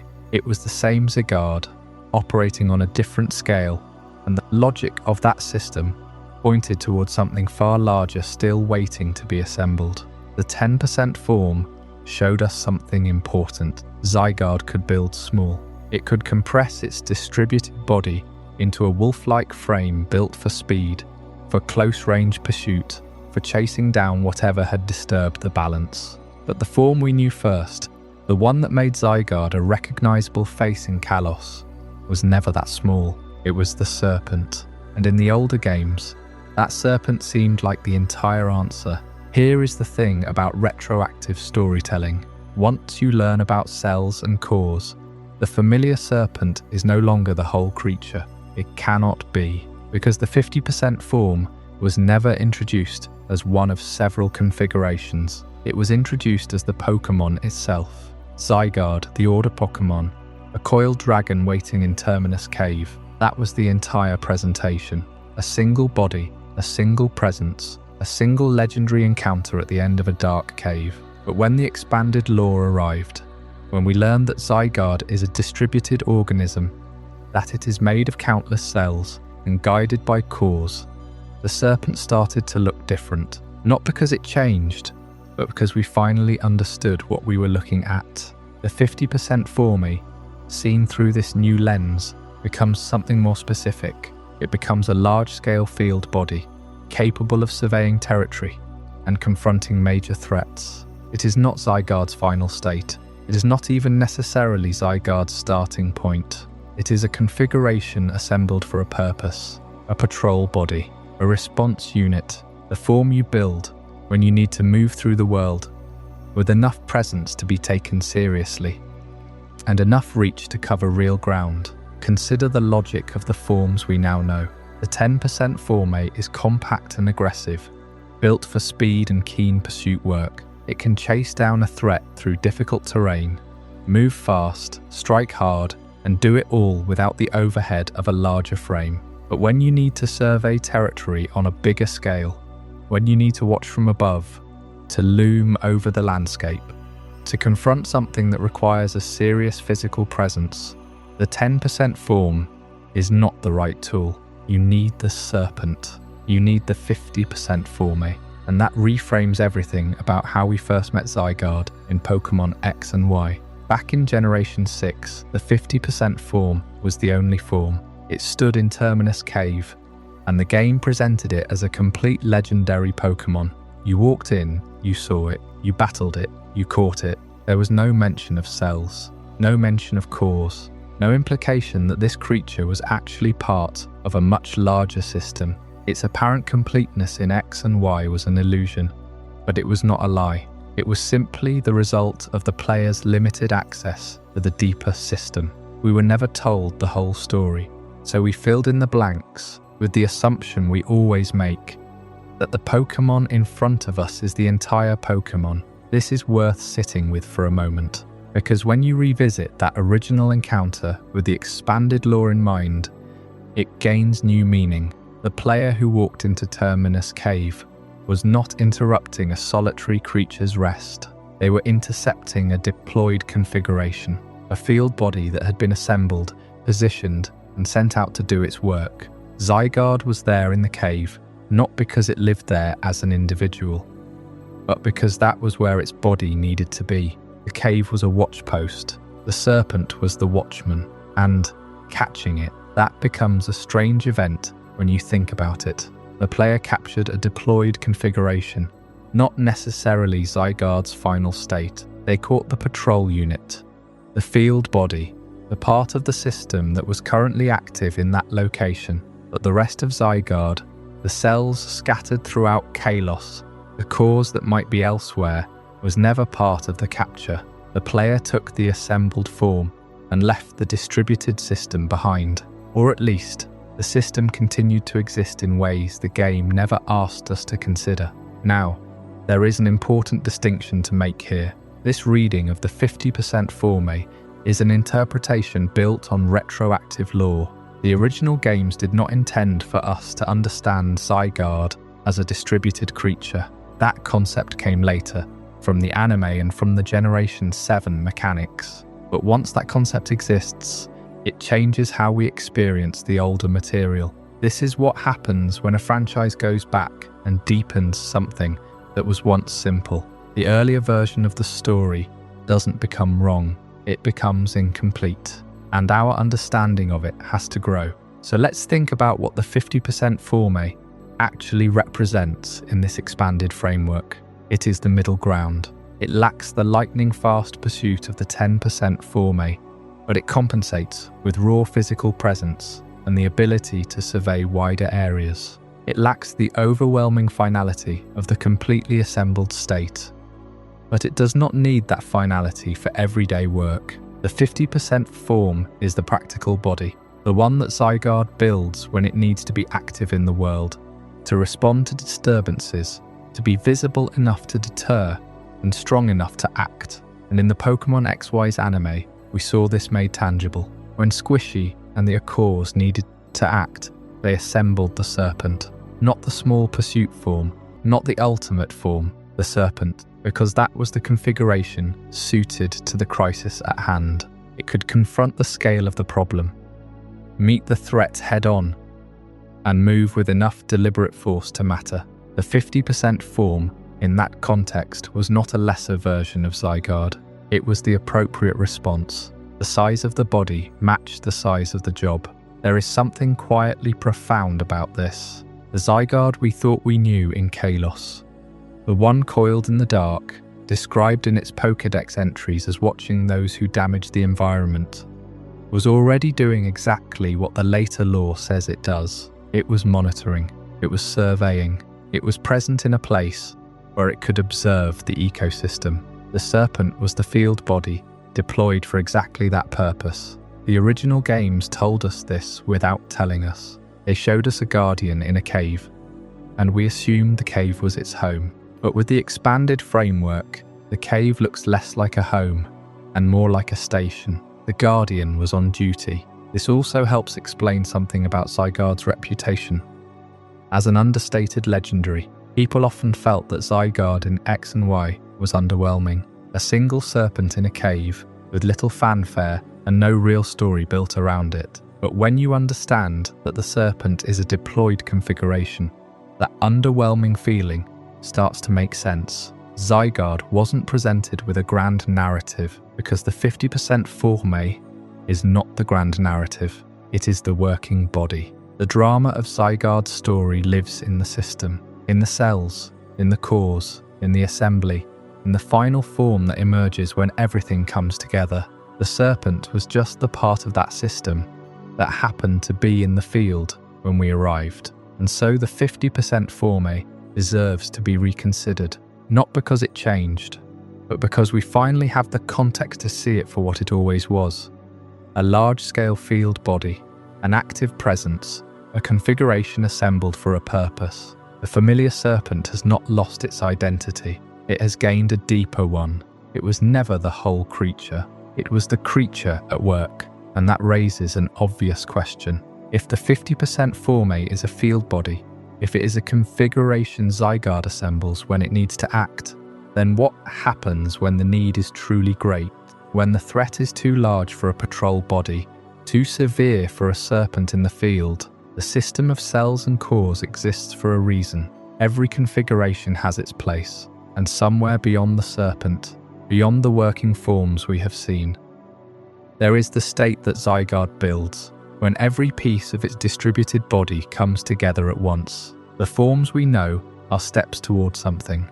The serpent is what we caught in Kalos, but Zygarde was always more than what we caught. There comes a point where the 50% form is no longer enough. It can survey territory, it can confront a threat directly, but it is still operating at a scale where the battle matters. Zygarde as a species was never built around battles. It was built around balance, and its body was never meant to be a single fixed shape. The cells that compose it are spread across the region, waiting. The cores carry intent, and somewhere in that distributed network, there is a decision point. If the threat is severe enough, the 50% form stops being the answer. Something larger needs to be assembled. That something is the complete Forme. Zygarde cells are not just fragments of a body. They are a network, a kind of distributed consciousness embedded in the land itself. Each cell is small and quiet, carrying no will of its own beyond being part of the whole, but together they form something with intention. When a core gathers enough of them together, the being that emerges is not a new creature. It is the full expression of everything. Zygarde has been monitoring all along. Complete Forme is Zygarde's fully assembled manifestation, created when enough of its network is available. Every cell that was scattered across Kalos, every core that seemed to exist independently, they all snap into place. What was once a hidden presence becomes a physical statement, but the assembly is not casual. It is not something Zygarde does lightly. The gathering of the entire network is a signal in itself. It represents the moment when passive regulation becomes overwhelming intervention. Zygarde does not abandon its watching role easily. Its Pokédex entries describe a being that appears when the ecosystem is in trouble, a guardian that punishes those who disturb the natural order. It prefers to observe. It prefers to remain in the background, correcting imbalances before they ever become visible. When the whole being has to materialize, it means the quiet methods have already been exhausted. What follows is not judgment performed from a distance. It is direct action, and the form itself makes that clear. The complete form is enormous. Its scale changes how the battlefield itself feels. The serpent at 50% is already a commanding presence. But the complete Forme takes on a different shape entirely. A humanoid colossus of black and green, with the core glowing at its center. It moves like a force of nature rather than a creature. The ground itself seems to respond to its presence. The form's scale and power communicate that the crisis has crossed a threshold ordinary responses cannot contain. This is not a warning. This is the response. In the anime, that message was delivered with full dramatic weight. When the crisis in the XYZ era reached its breaking point, when Team Flare had turned the natural order into a weapon, the complete Forme finally emerged. It was the moment that had been building since Bonnie first held Squishy in her hands. The small, soft core that seemed so helpless was never helpless at all. It was part of something vast, waiting for the right moment to become whole. The entire season had been moving toward this contrast. The gentle creature that a little girl had named and cared for becoming something no one could ignore. And when the moment came, it was impossible to miss. The same being that had curled up in a child's arms now stood as a guardian that had finally run out of patience. That debut changed how Zygarde was understood. Up to that point, it had been easy to miss. A legendary tucked into a cave with a few cryptic Pokédex lines. The anime turned it into one of the most striking images of ecological judgment in the franchise. That transformation is why the complete form should not be understood as an ordinary power-up. Most legendary Pokémon have stronger forms that simply make them more dangerous in combat. This is different. Complete form is therefore not simply a stronger evolution. It is Zygarde's ecological emergency mode. It is the mode reserved for the collapse of the systems it protects. It is not meant to win a fight in the conventional sense. It is meant to restore order when order itself is failing, to wipe clean the disruption that ordinary forces cannot handle. This is also why the complete Forme is so rare in the games. In Pokémon Sun and Moon, the form system finally became a real mechanic, but even then, you cannot stumble into it. You have to gather the cells yourself, piece by piece, traveling across the region to collect them, and build the network in your own hands before the form ever becomes available. It is not a gift. It is an obligation. The game asks you to perform the labor of assembly, to understand Zygarde's distributed nature before you can ever see its full shape. The law and the mechanic mirror each other. The complete form is not something you find. It is something you enable, and in that sense, the player becomes part of the process that brings Zygarde to its full strength, and that is the core of Zygarde's identity. It is not a god. It is not a destroyer or a creator. It is a system that decides, at a certain threshold, that it can no longer stay hidden. The complete form is the point where the system steps out of the shadows. Every other form Zygarde has is a tool for regulation, a way to observe or respond. The complete Forme is the final tool, the one that exists to say, in the most direct terms possible, that the balance has to be restored. No more watching, no more waiting. The watcher becomes the actor. What is remarkable about Zygarde in the end is how consistent this vision has remained across every era of its lore. From the mysterious Pokémon hidden in Terminous Cave, to the assembled Colossus that rises to face a collapsing ecosystem, it has always been the same being. It watches, it waits, and when the world's order is broken past the point of repair, it does not negotiate, it does not explain, it simply becomes whole, and in that wholeness, it restores what was lost. There is no vengeance in that act, no ambition, no desire for control. There is only the quiet certainty that balance must return, and that Zygarde is the one who will ensure it does. Complete form on paper, sounds like a mechanical detail, the fully assembled manifestation of Zygarde's distributed body, the state that becomes possible when enough of its network comes together. Gather enough cells, trigger the assembly, receive the bigger dragon. The anime understood that this needed to be something else entirely. It needed to be a story moment, the kind that lands with the weight of everything that came before it. Because in the games, Zygarde never had that moment. In Pokémon X and Y, you walk into Terminous Cave after the main story is over, and there it is, a legendary serpent waiting in the dark, with a Pokédex entry that talks about watching the ecosystem. No battle of context, no build-up, no explanation of the cells or the cause, because those concepts didn't exist in the games yet. Zygarde was a hidden data entry, a curious piece of world building that the games never unpacked. Fans could speculate about what it meant, but the games left it as a silhouette in a cave. The anime took that silence and turned it into one of the most elaborate legendary arcs in the franchise. The key to that arc was patience. Across the XYZ season,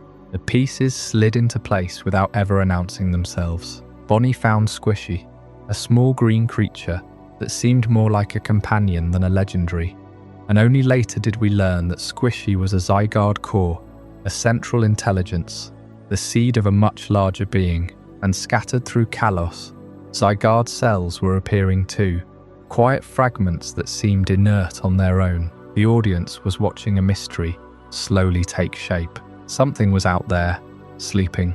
Something made of pieces that didn't yet know what they were for. The personal dimension made it work. Bonnie protected Squishy, carried it, cared for it, unaware that she was holding a piece of the world's defense system.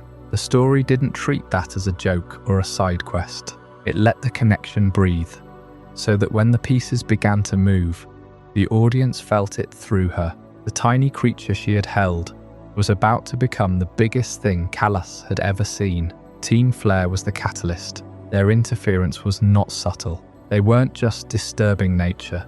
They were treating it as raw material, as a resource to be seized and weaponized. The cells and the cores became targets for capture.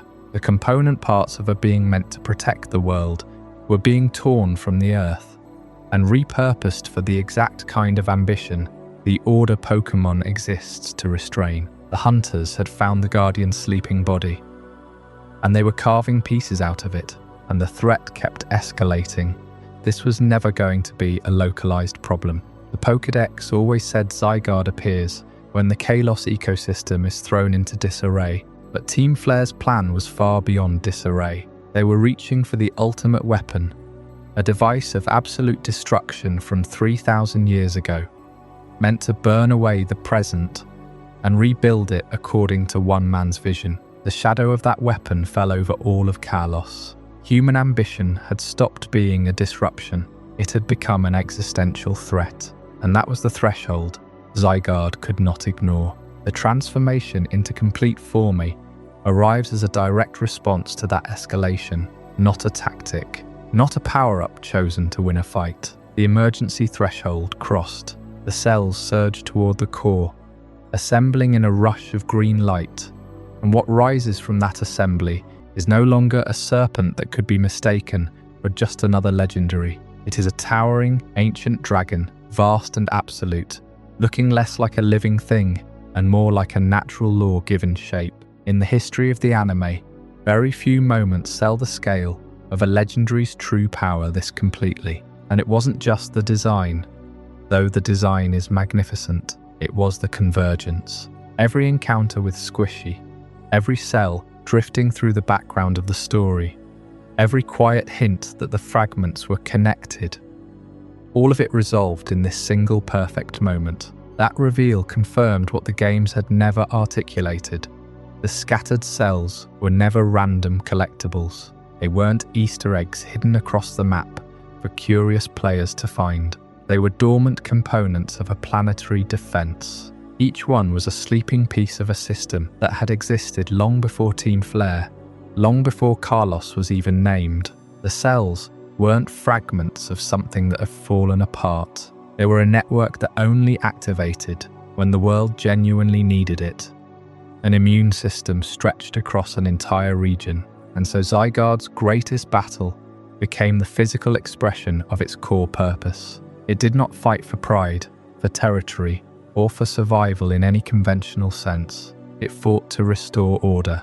It fought because human ambition had reached the edge of annihilation. The complete Forme met that ambition with overwhelming force. The battle was not a duel between rivals. It was a regulatory event, a correction. The Order Pokémon bringing the system back into alignment by any means necessary. This is what made the anime's approach so significant. XYZ did not treat complete form as a hidden data entry, a novelty for players to stumble upon after the credits. It treated it as a narrative payoff, the climax of an entire season of suspense. The transformation happened because the story demanded it, because the threat had grown so enormous that nothing less would do. By turning it into a dramatic revelation rather than a footnote, the anime gave meaning to the entire mythology of the cells and cores. Everything that had once seemed mysterious fell into place, and the Order Pokémon found its identity. And when it was over, when the weapon was stopped and the balance restored, Zygarde did what it always does. It withdrew. The complete form dispersed. The cells scattered back into the caves, the forests, the hidden places of Kalos, and the Guardian became invisible again. No speeches, no demands, no lingering to receive gratitude. It returned to watching. That more than anything is who Zygarde is. Not a deity that demands worship, not a king that seeks a throne, not a destroyer driven by hunger, a regulator, a silent mechanism woven into the world itself. The anime understood this better than any game entry ever managed to communicate. It took the fragments and revealed them for what they were. The pieces of a guardian that only wakes when the world cannot save itself. And when it wakes, it does not negotiate. It does not explain. It restores the balance, and then it waits. Somewhere in Kalos, in a cave no one has found, in a forest that was never mapped, in the quiet green spaces between human ambition and natural order, Zygarde is still watching. It was always watching. It always will be. That is not a mystery to be solved. It is not a test to be passed. It is simply a fact of the world. The one constant that remains when everything else is thrown into chaos. The moment Zygarde's complete form finally took to the field in the Pokémon XYZ anime, it felt less like a debut and more like a verdict. The threat to Kalos had grown so large, so structural, that the familiar serpent body was no longer enough to contain it. Zygarde had to assemble every available piece of itself into something that could not be questioned or brushed aside. But for that transformation to carry any emotional weight, the audience had to understand what Zygarde was when it was not fighting, and the anime found its answer in a tiny green creature that Bonnie had tucked into her bag. Squishy did not arrive like a legendary. It did not descend from the sky or announce itself with a roar. It was a core, one small piece of a much larger organism, and its story began with being found. Bonnie gave it a name, because that is what you do when something small and alive lands in your care. She treated it as a companion, as something fragile and precious, as a friend. And for a time, that was the whole of the relationship. A little girl and a creature she did not fully understand, sharing something gentle in the middle of a much larger adventure. But the story of Squishy could not stay small for long. Across Kalos, other pieces of the same network were stirring. The cells were scattered everywhere, hidden and watchful, waiting for the moment when the order they guarded would be disturbed. And Team Flare had figured out that this distributed system could be captured, extracted, and turned into something terrible. The core in Bonnie's care was not merely a pet or a curiosity. It was the heart of an ecological command structure. And there were forces that wanted to tear that heart out and use it for themselves. And yet the anime did something quietly essential here. It allowed the bond to mean something. Where the games presented Zygarde as an ecological watchdog waiting in a cave, the anime gave that watchdog a warm and vulnerable beginning. Squishy had been held. It had been comforted and protected and loved. It had learned that connection to another being was possible, and that is precisely why Bonnie's bond prevents the core from being reduced to a weapon or an anonymous source of energy. Because when Team Flare tried to make Squishy into exactly that, the story refused. The core was never just a component. It had a name. It had a history. It had a little girl who believed in it. This matters because the moment Squishy becomes something enormous does not erase that smallness. The anime preserves both sides of the creature, a being capable of attachment and an organism built to enforce balance. The same story that watched a tiny green creature nestle into Bonnie's care also showed Zygarde's full body rising over the battlefield, ready to enforce the natural order with overwhelming force. Those two images are not in conflict. They are the same creature at different scales, and that is the insight at the heart of Zygarde as a character. At the same time, Zygarde cannot remain a harmless companion once the ecosystem itself is threatened. No matter how much Bonnie might want to keep Squishy safe and small, the network is built to respond. The cells do not care about the comfort of a single child. They are spread across the region, watching the ground, the water, the balance of life itself. When that balance tips, the core is not allowed to simply hide. It must gather, it must grow, it must become the guardian that Kalos has always had, whether or not anyone recognized it. So Squishy's story moves from rescue and companionship toward responsibility for an entire region. The girl who found a creature and gave it a name ends up gifting the region its protector. The animation shows this beautifully. The transformation is not a corruption or a loss. It is an expansion. The tiny green core, once cradled in Bonnie's hands, becomes the center of a massive patterned body, its signature hexagonal lattice glowing across the sky. And in that moment, the companion and the guardian are recognized as one. The same being that learned trust now stands watch over everything. The games eventually caught up with this idea. When Zygarde reappeared in Pokémon Sun and Moon, the cell and core system became a literal gameplay mechanic. You could collect cells across the region, assemble the pieces, and choose which form you wanted. But that mechanical process never captured the emotional core of what the anime had built. In the game, Zygarde is a system to be mastered. In the anime, it is a system that learned to care. And that difference is what elevates the creature beyond its role as a hidden enforcer. What makes Zygarde stand among the legendary Pokémon of Kalos is not its power or its typing or even its forms. It is that the anime treated it as a character with a relationship, not just a force with a function. The complete Forme remains the iconic image of Zygarde at full strength, but the memory that lingers is smaller.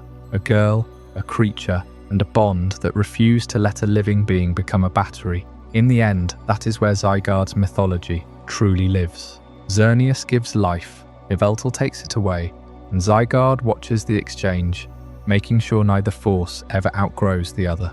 But the anime added one crucial detail to that equation. The Watcher was never just an anonymous system. It was a presence with a point of view, shaped by something as simple as being seen, and cared for, and trusted to do the right thing when the moment finally arrived. The story of Squishy and Bonnie gave the anime audience something the games never quite had. A way to see Zygarde not as a singular fixed creature, but as an ongoing process. Cores and cells moved across the screen, reassembling into different bodies as the situation demanded. The complete Forme rose up in dramatic fashion, then came apart again, returning to a quieter existence. It was remarkable storytelling, but for anyone who played Pokémon X or Y, there was a strange disconnect. The Zygarde you could find in Terminous Cave was just a serpent, sitting alone in the dark. One encounter, one body, nothing more.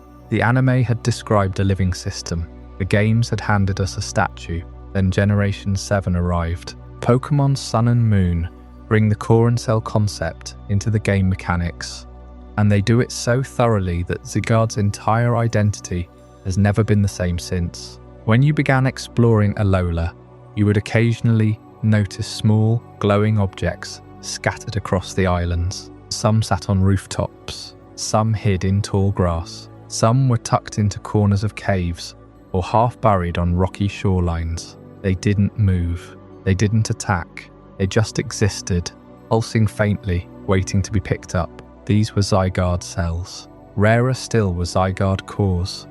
Larger, more distinct pieces with a stronger presence and a quiet agency of their own. You collected both with a device called the Zygarde Cube, which stored every piece and kept a running count as your total grew. The cube was more than a container, though.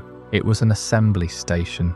Deposit enough cells, and you could create the 10% Forme, the small wolf-like body built for speed and close-range pursuit. Add more, and you could reconstruct the 50% Forme, the familiar serpent, the one originally introduced in Kalos, the form that surveys territory and confronts major threats directly.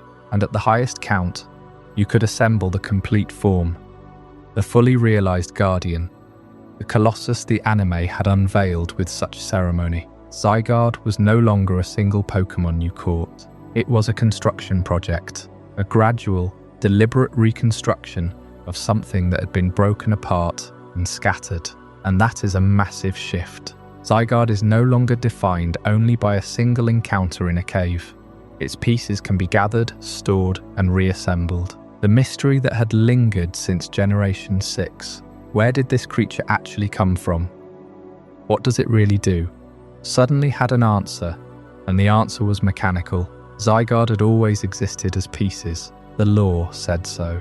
We just couldn't interact with those pieces before. Now we could pick them up, hold them, count them, and fit them back together with our own hands. The creature became something the player actively builds, not something the player passively receives. Think about how different that is from every other legendary encounter. Most of the time, a legendary is a destination. You climb a tower, you descend into a cave, you cross a dimensional rift, and you find a powerful being waiting for you.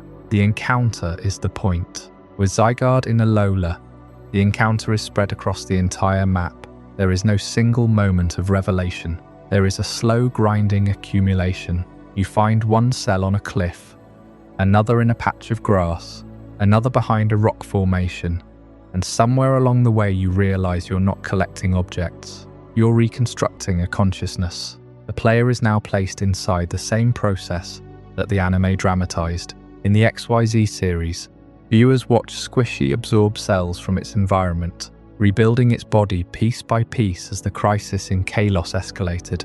We saw the transformation from a small green core into a serpent, and then into a being capable of reshaping the battlefield around it. The show presented that process as spectacle, something to watch and be amazed by. In Sun and Moon, you are the one performing it. You choose where to search. You fill the cube. You reach the threshold and trigger the transformation. The exact same material, the exact same logic, the exact same assembly, but now it's your hands doing the work. A mystery once observed from a distance becomes a system the player can physically operate. That shift in perspective changes how you read Zygarde as a creature. In Kalos, it was a hidden guardian. You encountered it, you caught it. You read its Pokédex entry about protecting the ecosystem, and that was about it. In Alola, Zygarde is a pervasive presence. Its cells are everywhere, embedded in the landscape, scattered across the islands like pieces of an unfinished puzzle. The game never gives you a grand explanation for why they're there. There's no cutscene where someone sits you down and explains the Zygarde network. The game simply lets you notice, piece by piece, that you're gathering something extraordinary, and that quiet discovery mirrors Zygarde's nature perfectly. It operates in the background. It watches without being seen. It only reveals its full shape when enough of it has come together. And by then, you're the one who brought it together. Alola's own mythology makes this even more interesting. Zygarde has no place in the Island Guardian stories. It's not connected to the Ultra Beasts. It doesn't belong to the region's legend at all. It's a foreign regulator that has quietly scattered itself across a place it's simply drifted into. There's a certain poetry to that, Zygarde doesn't announce itself. It doesn't demand worship or recognition. It just arrives, spreads out, and waits for the moment when it's needed. The player's role in finding it isn't a hero's quest. It's more like noticing a pattern that was always there, a shape hidden in the landscape that only becomes visible once you've collected enough of it. And when you finally assemble the complete Forme, what you hold isn't just a powerful legendary for your team. It's a record of everywhere you've been. Every corner of Alola you bothered to check is now part of that creature's body. Finishing the collection feels less like catching a legendary and more like completing a survey of the entire region.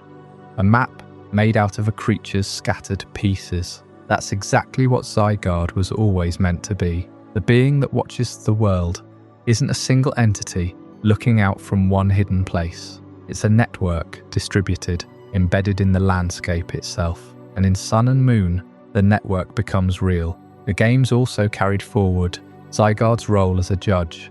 But now that judgment had a structure, the Pokédex continued to describe it as a being that punishes those who disturb the natural order.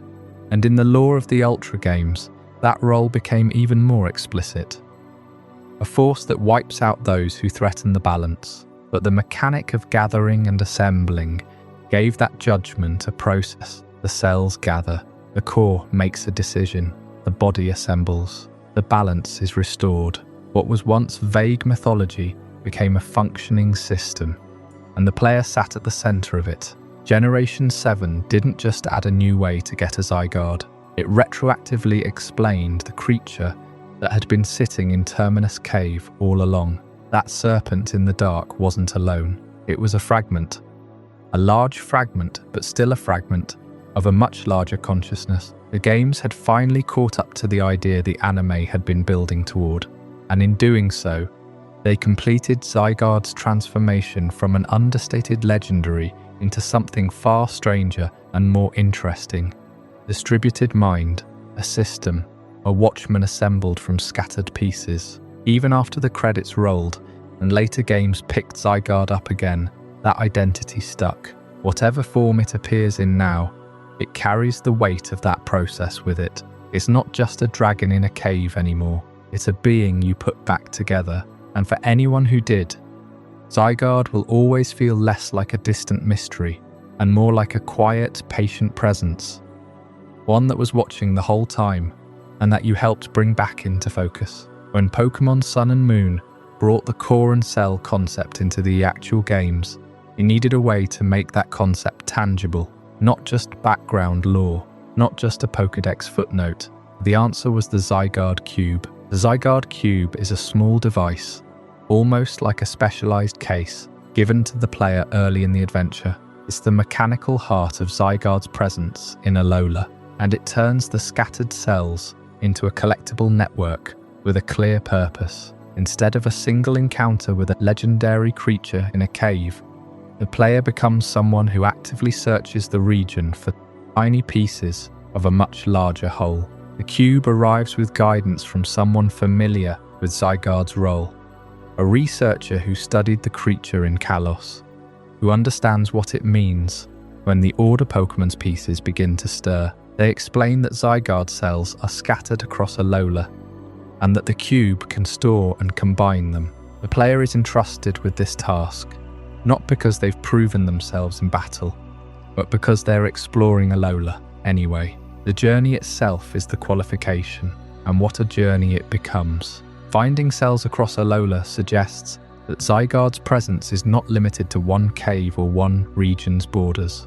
These tiny green fragments are hidden everywhere, along windswept routes, behind buildings, in the shadows of tall grass. Sometimes they're obvious, a small green shimmer at the edge of the screen. Other times, they're tucked away in places you'd never think to look unless you were paying attention. The game rewards careful eyes. Each discovery feels like recovering a fragment of an ecological intelligence that has been dispersed across the landscape. It's a strange, almost poetic concept. Zygarde isn't hiding in a single lair. It's woven into the environment itself. Every cell is a piece of awareness, a tiny observer scattered across the region. When you collect them, you're not capturing a monster, you're reassembling a consciousness. At first, the process is slow. The cube tracks how many cells you've found, and the count builds gradually. 10 cells unlock the 10% Forme, 50 cells unlock the 50% Forme. And to even think about the complete Forme, you need 100 cells, plus the 3 special cores that anchor the entire network. The player's journey becomes a reconstruction project. Rather than a conventional legendary hunt, there's no roaming legendary to chase across the map. No dramatic boss encounter waiting in a far-off cave. Instead, the game asks you to be patient, to explore every route, to check every corner, to build something piece by piece, over hours of play. And there's something fitting about that. Zygarde is the order Pokémon. It watches the world.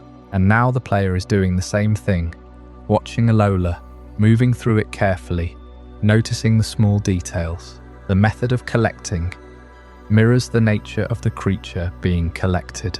The 3 cores are the anchors. Unlike the cells, they're not scattered arbitrarily. They're held in specific places, each one significant. The first comes from a trusted ally, the second from another source, tied to the same research. The third is found deep in the territory of the story's central conflict. When you add a core to the cube, something shifts. The gathered cells respond. The network begins to feel alive again.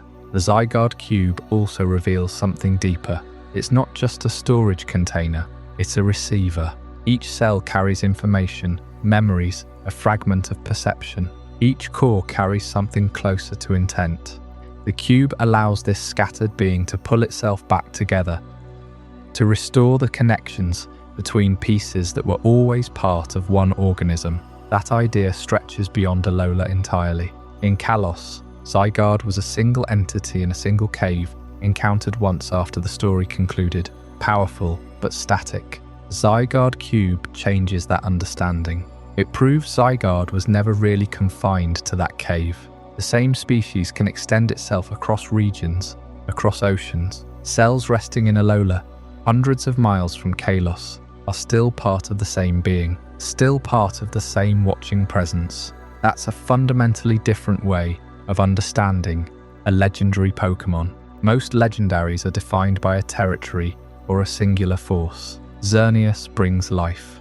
Yveltal brings destruction. They're distinct beings with distinct domains. Zygarde, by contrast, is defined by its distribution. It exists in fragments, and those fragments can be anywhere. Its power is not in a single overwhelming presence, but in its capacity to be everywhere at once, watching, waiting. The cube makes that visible.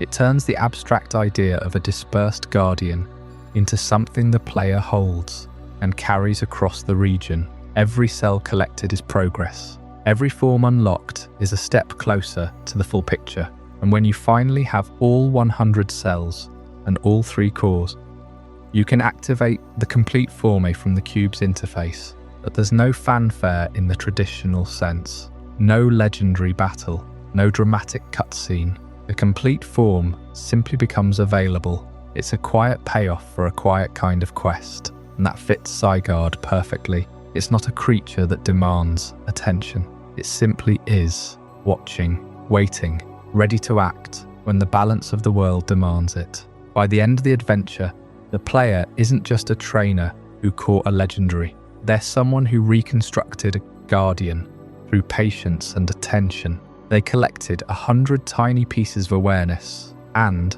with the help of the cube, made it whole again. In doing so, they've participated in something that feels less like a capture and more like a restoration. The order Pokémon doesn't serve the player. It returns to its own purpose, complete again, aware again, ready to do what it has always done. And that raises a question about what Zygarde's purpose actually is. Because the creature that reassembles itself across Alola isn't just a passive observer. It has a function, a role in the natural order that goes far beyond simply watching. I hope you're as amazed by this as I am. If you want to stay updated on more content like this, make sure to subscribe and join our community of curious minds. Trust me, what's coming next will will challenge everything you thought you knew. The Zygarde Cube gave us a way to carry the pieces, but gathering them was only half the work. The other half, the part that turns a bag full of scattered fragments into a living organism, happens at the Reassembly unit. That machine does exactly what its name suggests. The Reassembly unit allows collected cells and cores to be combined into different Zygarde forms. You bring the pieces, it handles the construction. And in that simple mechanical exchange, the game confirms something essential about what Zygarde actually is. This system confirms that the forms are assembled bodies, not ordinary stages of growth. Zygarde doesn't evolve in the way most Pokémon do. It doesn't hatch from an egg and move predictably toward a final shape. It is built. Every body it wears is a specific arrangement of pieces that happen to be gathered together at a particular moment. That distinction matters more than it might seem, because it changes how we understand the relationship between the forms. We're used to Pokémon that change as they grow. Caterpie becomes Metapod, Metapod becomes Butterfree. That process comes from within the creature itself, triggered naturally as life moves forward. Zygarde's forms don't follow that pattern. There's no level threshold, no experience-based transformation, no automatic shift from one body to the next. Change happens outside the organism, through the deliberate placement of pieces in a machine. That's why the games call them forms rather than stages. A stage is something you pass through on the way to something else. A form is something you take on, wear, and put aside. And when you look at the 10% and 50% forms through that lens, they stop looking like young and old versions of the same creature. The 10% and 50% configurations become choices in how much of the network is deployed at once. With a single core and a small number of cells, you can still activate the small, fast-moving form, a fraction of the overall presence, responding quickly to a nearby problem. Collect more pieces, and the 50% serpentine body becomes available. The shape first discovered in Terminous Cave. Gather everything, and the complete Forme opens up as well. The same being, different amounts of it, present in the world, according to what you decide to bring together. That language of deployment might seem out of place when talking about a legendary Pokémon, but it fits Zygarde better than any other word. The 10% form is like a rapid response, enough of the network to move quickly and run down whatever needs to be addressed. The 50% form is the sustained presence, a substantial body that can hold ground and exert serious force. The complete form is everything, every cell, every piece of the network focused in one place at one time. That's the point where passive observation becomes overwhelming intervention. Zygarde isn't changing as it grows, it's deciding how much of itself to make available. What the Reassembly unit really does then is give the player a physical way to experience Zygarde's distributed nature. The mechanic gives concrete shape to the idea that Zygarde's identity exists across pieces, connections, and potential arrangements. The identity isn't locked inside any single cell. It's not even fully contained in one core. It exists in the relationships between all those fragments,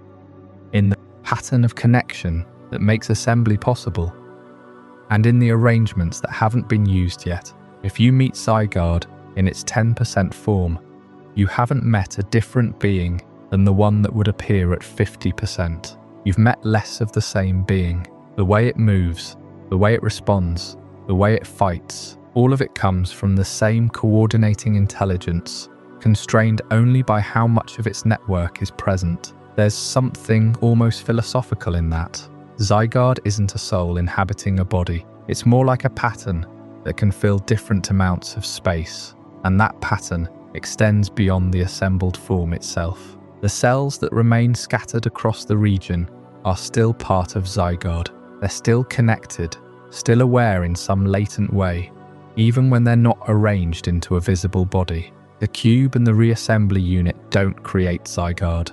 They give it a point of focus. They allow a dispersed presence to gather itself and act. And consider what that means in Alola specifically. The cells aren't found only in one hidden cave. They're scattered across islands, beaches, roads, and ruins. That means Zygarde's awareness, even before any of it is assembled, is already spread across an entire region. The Watcher isn't waiting in a single place. It's already everywhere, in fragments, attending to the world from within the landscape itself. The Reassembly unit simply lets that distributed attention become a body. That also reframes the original encounter in X and Y. When the 50% form appears in Terminous Cave after the main story, it doesn't have to be a unique individual who lives in that cave. It could simply be the portion of the network that gathered itself to watch. The guardian of the ecosystem isn't hiding in the dark as a single sleeping body.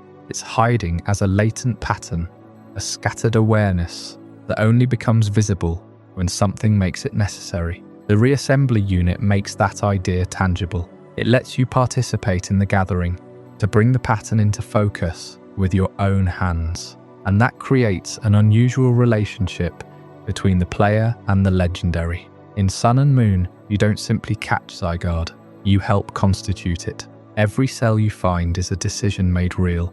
Every time you open the Reassembly unit and choose a form, you're choosing how much of the Order Pokémon exists in the world at that moment. You're not just a trainer, you're the mechanism through which the network decides its own density. That role carries a quiet weight, because Zygarde is supposed to be the one watching the world, the one keeping the balance. And yet here, in Alola, it's the player who watches for the cells, who tracks them down one by one, who decides when the Watcher should wake. In a way, the player becomes part of the system Zygarde represents, not the Guardian itself, but the hand that helps the Guardian assemble. The identity of Zygarde was always spread across pieces and connections and potential arrangements. The Reassembly unit just makes that visible and invites you to become one of the connections. Once assembled though, Zygarde still has to hold that body together in the middle of battle.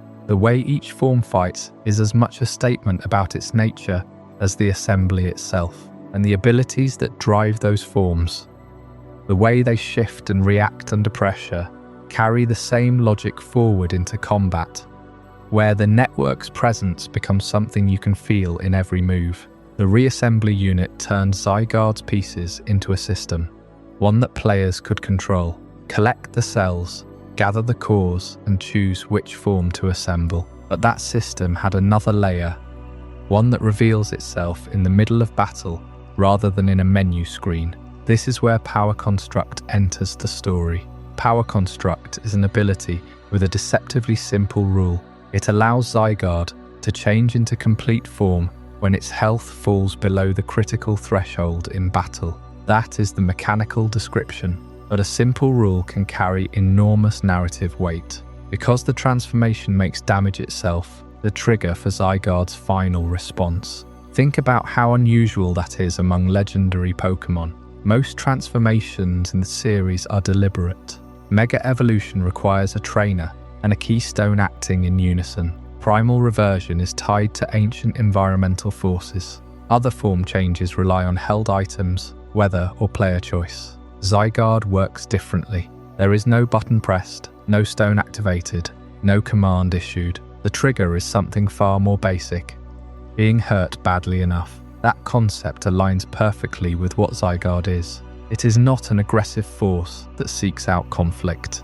It is a guardian that reacts. Its cells are spread across an entire region, watching, waiting in caves and beneath the earth. And just as the organism only mobilizes when Kalos is thrown into disarray, the individual body only mobilizes when it has been pushed to the edge. The threshold is a form of judgment. Minor threats are handled by smaller forms. Significant threats draw out the 50% forme. But when something manages to wound that form severely, when the situation becomes genuinely desperate, the full response is triggered. This creates a profound dramatic irony in every battle Zygarde fights. An opponent can believe it is close to victory, only to activate the mechanism that reveals the Guardian's full strength. The moment they land that decisive blow, the moment the health bar drops below its halfway point, they expect the end. Instead, they get the opposite. The cells that make up Zygarde's body stop behaving like ordinary matter. They realign, redistribute, and rebuild into something denser, larger, and more powerful. The opponent's greatest hit becomes the very thing that summons the most complete version of the Guardian. In a literal sense, they did it to themselves. The game engine makes this feel significant. When Power Construct activates, the animation interrupts the battle flow. The screen transition sets the transformation apart from ordinary ability triggers. Zygarde 50%, damaged and facing defeat, reconfigures into complete form with a towering presence and a different stat line.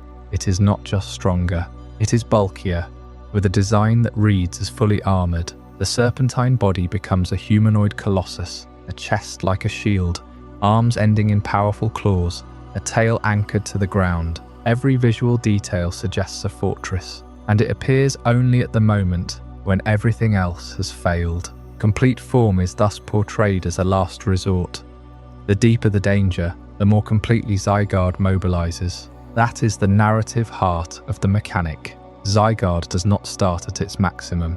It responds proportionally to the threat. The anime understood this deeply. Through the XYZ series, Zygarde's exposure to crisis grew exactly as the scale of the threat grew. The 10% Forme appeared one step at a time, always just behind absolute catastrophe. It was not until the final confrontation, when on the verge of destroying everything, that complete form was finally revealed. The games translated that escalation into a battle rule.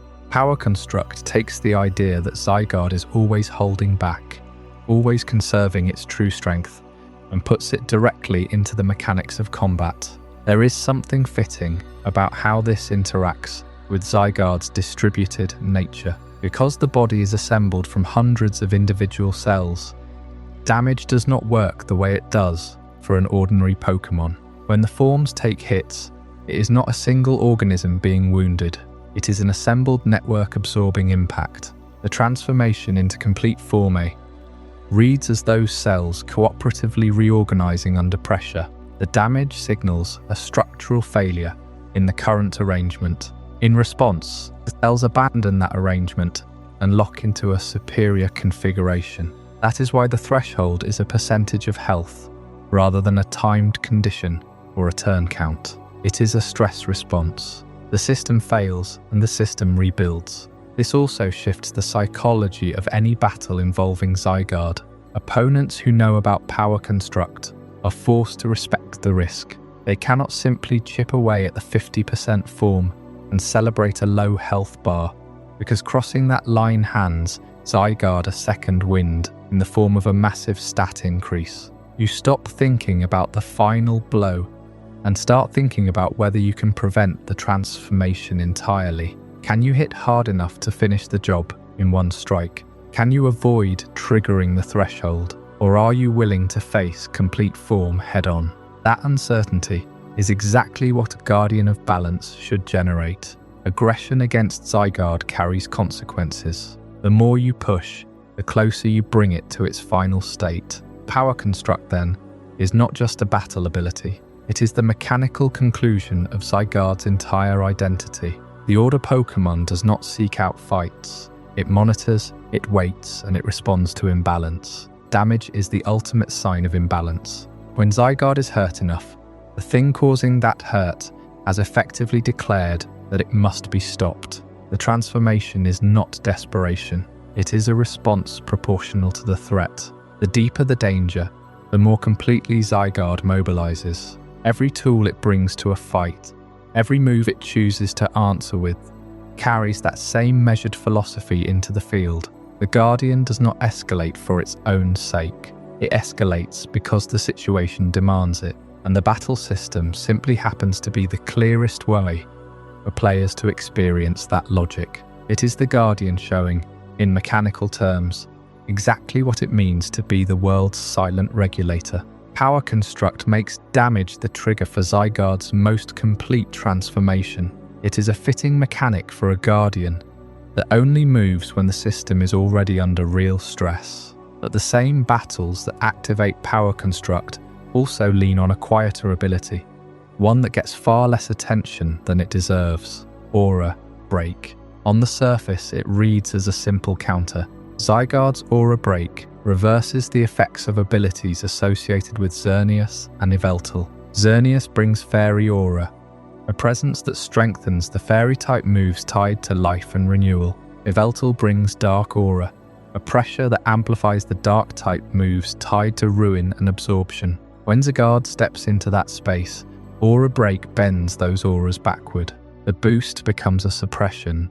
A Fairy attack that should have soared suddenly loses its edge. A Dark assault that should have pressed harder falls flat. It is not an overwhelming strike. It is a careful, almost surgical inversion. This could easily be dismissed as a competitive battle detail, the kind of thing only relevant to strategy guides and team building. But even as a battle mechanic, the relationship echoes its narrative role between life and destruction. Xerneas is the being of life. Yveltal is the being of destruction. Zygarde is neither. It does not create life and it does not cause ruin. It regulates the conditions in which both can exist without the system collapsing into one extreme or the other. Aura Break is that identity expressed through game data. The ability does not punish Xerneas for existing. It does not punish Yveltal for being what it is. It simply removes the environmental advantage that lets their extremes take over. And this is where the ability points back to something deeper. Zygarde does not simply overpower the other forces. It disrupts the conditions that allow their extremes to dominate. Think about what that means in practice. A battle between a creature of pure life force and a creature of pure destructive instinct would normally resolve into a contest of raw magnitude. Whoever brings more pressure wins. Zygarde refuses to play that game. Instead of becoming conventionally stronger or more aggressive, it changes the field itself. It weakens the aura that empowers life's most dazzling moves. It dampens the aura that fuels destruction's heaviest blows. By the time both sides are forced back to their baseline, the battle is no longer a clash of absolutes. It becomes a question of judgment, positioning, timing. The battlefield becomes a miniature version of the Kalos ecological cycle. Kalos is not sustained by endless growth alone, nor by constant ruin. It is a region of valleys and meadows, of ancient caves and buried secrets. Life spreads through its plains. Destruction leaves marks on its history, and between the two, an unseen order holds everything together. Zygarde does not appear to bless the land or curse it. It appears when the balance is broken. Aura Break works the same way. It is not an expression of hostility toward life or toward destruction. It is a rejection of imbalance itself. When the aura of either side climbs too high, Zygarde is there to reset the tone. There is one more layer worth noticing, and it is easy to miss. Aura Break does not shut down every ability on the field. It targets the aura abilities of Zygarde's two counterparts specifically. That precision matters. It reveals the kind of being Zygarde is. It is not a general-purpose disruptor, not a chaotic presence that simply hates powers or abilities. It counteracts the specific forces that its role requires it to counteract. Life and destruction, in their extreme forms, are the two things that can destabilize an ecosystem first. So the counterbalance is aimed exactly there. The language of this ability is the language of a regulator designed to hold a system in place. Consider what that says about Zygarde's own nature. Its typing is dragon and ground. It carries no inherent advantage over fairy or dark energy. It does not mirror Xerneas' radiant power, and it does not mirror Yveltal's consuming darkness. It sits apart from both, literally grounded in the earth beneath them. That separation is what allows it to function as a neutral observer. It has no stake in whether life thrives or destruction runs its course. It has a stake only in the pattern holding them together. Aura Break is the mechanical expression of that neutrality. It does not take sides, because its entire purpose is to keep either side from ending the conversation permanently. The more you sit with that, the more the battle detail feels like an act of storytelling. Every time Zygarde enters a battle against those legendary counterparts, It performs in miniature what it is said to do for the entire region. It watches, it waits, and when a force pushes too hard toward life or toward destruction, it does not defeat that force by overpowering it. It simply makes the conditions of domination impossible. The aura breaks, the extremes lose their leverage, and the battle settles back into a contest that both sides can survive.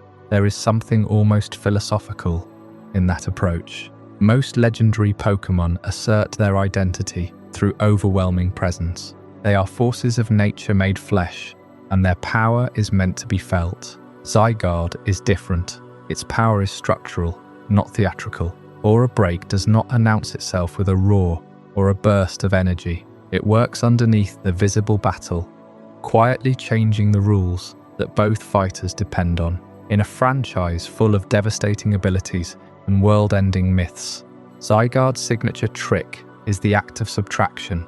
It removes the thing that makes an opponent overreach, and in doing so, it restores something closer to equilibrium. That is the deeper point of Aura Break. It is not a weapon, it is a correction, and it belongs to the same spirit that makes Zygarde a watcher rather than a conqueror. The Order Pokémon does not seek to rule the world, it seeks to keep the world from unmaking itself. On the battlefield, that means reversing the auras that feed life and destruction until neither side has an unfair grip on the fight. Outside the battlefield, that means emerging only when the ecosystem is already in danger, not to dominate it, but to bring it back. But this careful balance did not come from nowhere. Kalos is a region permanently marked by the collision of life and destruction.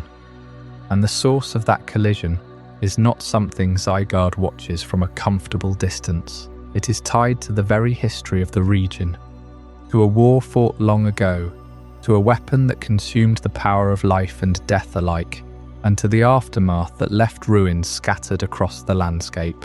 If Zygarde is the being that corrects imbalance, then the origin of that ancient imbalance is a story in itself, and it is the story that gives meaning to every other piece of the Watcher's vigilance. Aura Break is often dismissed as a niche battle mechanic, a small footnote that only matters in specific matchups. But when you look at what that ability actually does, it becomes something much more interesting. It doesn't just weaken an opponent, it reverses the very aura of the two most powerful beings in Kalos.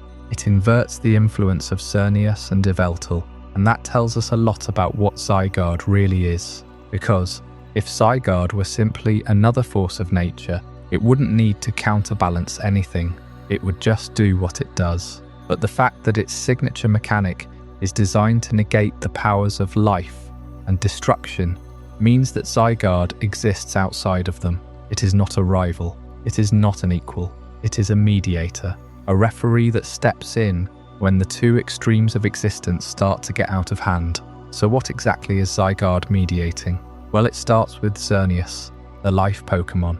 On its surface, Xerneas is about as benevolent as a legendary can be. It has the power to share eternal life, to restore what has been lost, and to bring energy back into a world that has grown barren. The stories associated with it are almost universally positive. When Xerneas awakens, forests bloom, flowers own, and creatures flourish. In the games, it is tied to the fairy type, a type associated with magic, healing, and protective forces. On paper, this seems like a force of pure good, but the more you think about it from an ecological perspective, the more complicated that picture becomes. Life is not inherently balanced. Abundance is not the same as health. Xerneas can represent abundance and renewal, but unchecked growth can also destabilize an ecosystem.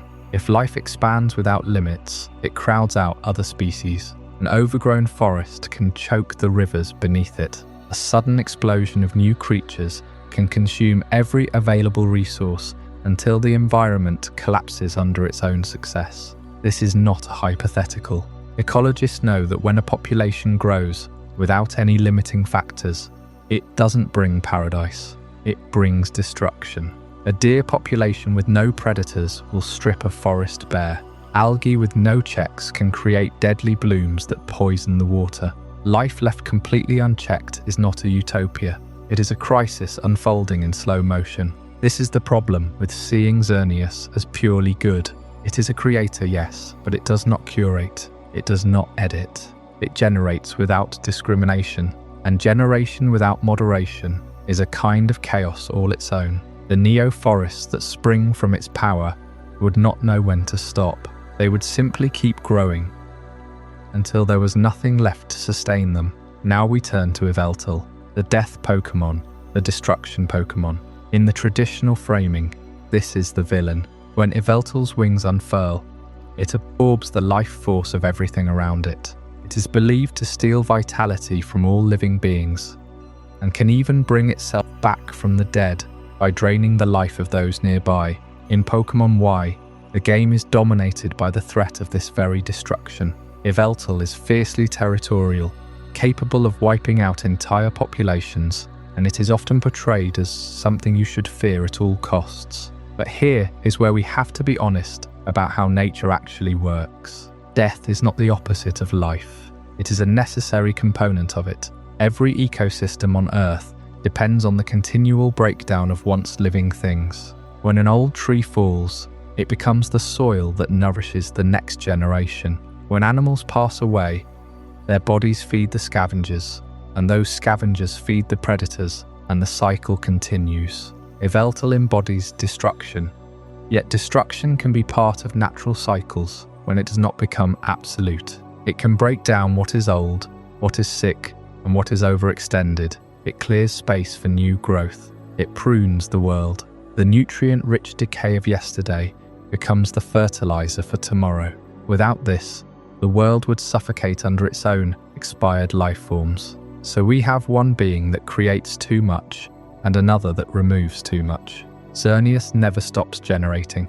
Yveltal never stops consuming. And without something standing between them, the world would swing wildly back and forth between unsustainable growth and absolute annihilation. One moment there would be a paradise overrun with life, and the next, barren wasteland stripped of everything. The Kalos region would not experience a stable rhythm. It would experience a fever dream of extremes, which brings us back to Zygarde. Because when we say Zygarde is the order Pokémon, that is not just a title, it is a function. Zygarde's intervention is necessary, because neither life nor destruction is automatically synonymous with balance. Balance is not something that happens on its own. It requires maintenance. It requires someone to enforce limits. Xerneas will not hold itself back, and Yveltal will not restrain itself. But Zygarde will watch, wait, and only act when the equilibrium shifts too far in one direction. It does not want to stop life. It does not want to stop death. It wants to keep both within the boundaries that allow the world to function. This is why Zygarde is a ground and dragon type, instead of something more aligned with nature or death. Ground is the element of stability, of the earth beneath your feet, the solid, unshakable foundation that all things eventually return to. Dragon is the element of raw, untamed strength. Zygarde is not a gentle gardener. It is not a nurturing presence. It is a force of structure, a will that enforces stability with an unsettling patience. It lives in the shadows. It watches. It does not reveal itself to every traveller. It waits until the crisis is severe enough to demand its presence. And when it does appear, it does not come to heal the wounded. It comes to correct the imbalance, whatever that correction may require. Understanding the trio this way reframes the entire narrative of Kalos. It is tempting to view the story as a simple conflict between good and evil, life versus death, hero versus villain, but the reality is far more nuanced. The trio's deeper structure is not hero versus villain, but expansion, collapse, and regulation. Three forces that exist in a constant state of tension with one another. Xerneas is expansion. It is the push outward, the proliferation of existence, the drive to fill every available space with living energy. It represents the ambition of nature to grow limitlessly. Yveltal is collapse. It is the contraction, the return of all things back into a simpler state, the clearing of the slate. It represents the inevitability of endings. And Zygarde is the regulator. It is the system that ensures expansion does not run out of control, and collapse does not become extinction. It is the law that exists between the two. This is a much older and more sophisticated view of the world than the simple moral binaries we often expect from video games. Real ecosystems are built on feedback loops, not on absolute victory. A thriving environment requires both growth and decay, both creation and destruction, continuously balanced in an intricate dance. To favor one over the other is to break the system. To let life flourish forever without end would be to create a suffocating abundance. To let death have its way completely would be to end all things. And so Zygarde sits in the middle. It is not the most sacred being in Kalos. It is not worshipped like a god of life or feared like an angel of death. It is the silent counterpart that rarely gets the spotlight. Yet without it, the entire system would tear itself apart. It is the principle of restraint made manifest, a being that exists precisely because the other two cannot control themselves. The complexity of this role is reflected in the very form Zygarde takes: a scattered network of cells, a hidden core, a body that only assembles when it decides the moment is right. It does not wake up every day and patrol the world. It observes from underground, in caves and hidden places, waiting for the signal. And when the signal comes, when the balance tips dangerously in one direction or the other, it rises, not to punish, not to save, but to restore, always ready to become the shape the moment demands. Whether that means a fast predator or a massive wall of still and certain power, it would be easy to read Xerneas and Yveltal as a simple pair of opposites. One breathes life into the world, the other empties it out again. But unchecked abundance can smother a landscape just as surely as absolute destruction can. Too much life is its own kind of ruin, and that means the third presence in Kalos's mythic arrangement is not standing between good and evil. It is standing between two forms of excess. That positioning gives Zygarde a strange kind of neutrality, and yet the way it is written about makes it sound like something else entirely. The Pokédex entries describe it watching over the ecosystem from deep within a cave, and they say that when the natural world is thrown into disarray, Zygarde appears and punishes those who harmed it. That language is unmistakably moral. It suggests a judge, a being that distinguishes between the guilty and the blameless, that watches human behavior and responds to wrongdoing with deliberate consequence. And there is something almost reassuring about that picture. It implies the world is held by something that cares about right and wrong.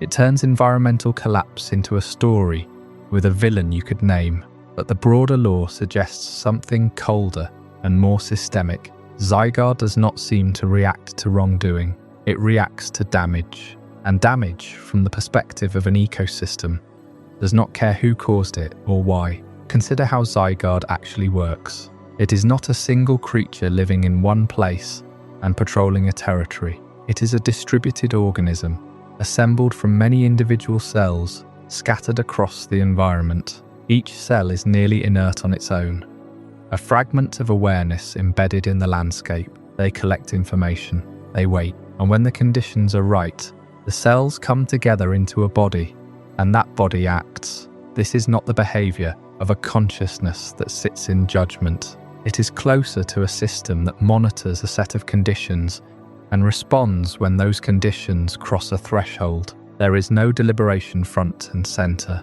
no weighing of testimony. The cells assemble. The response happens. Even the mechanical language of Zygarde's abilities reinforces this reading. Power construct does not trigger because Zygarde is enraged or because it has identified a villain.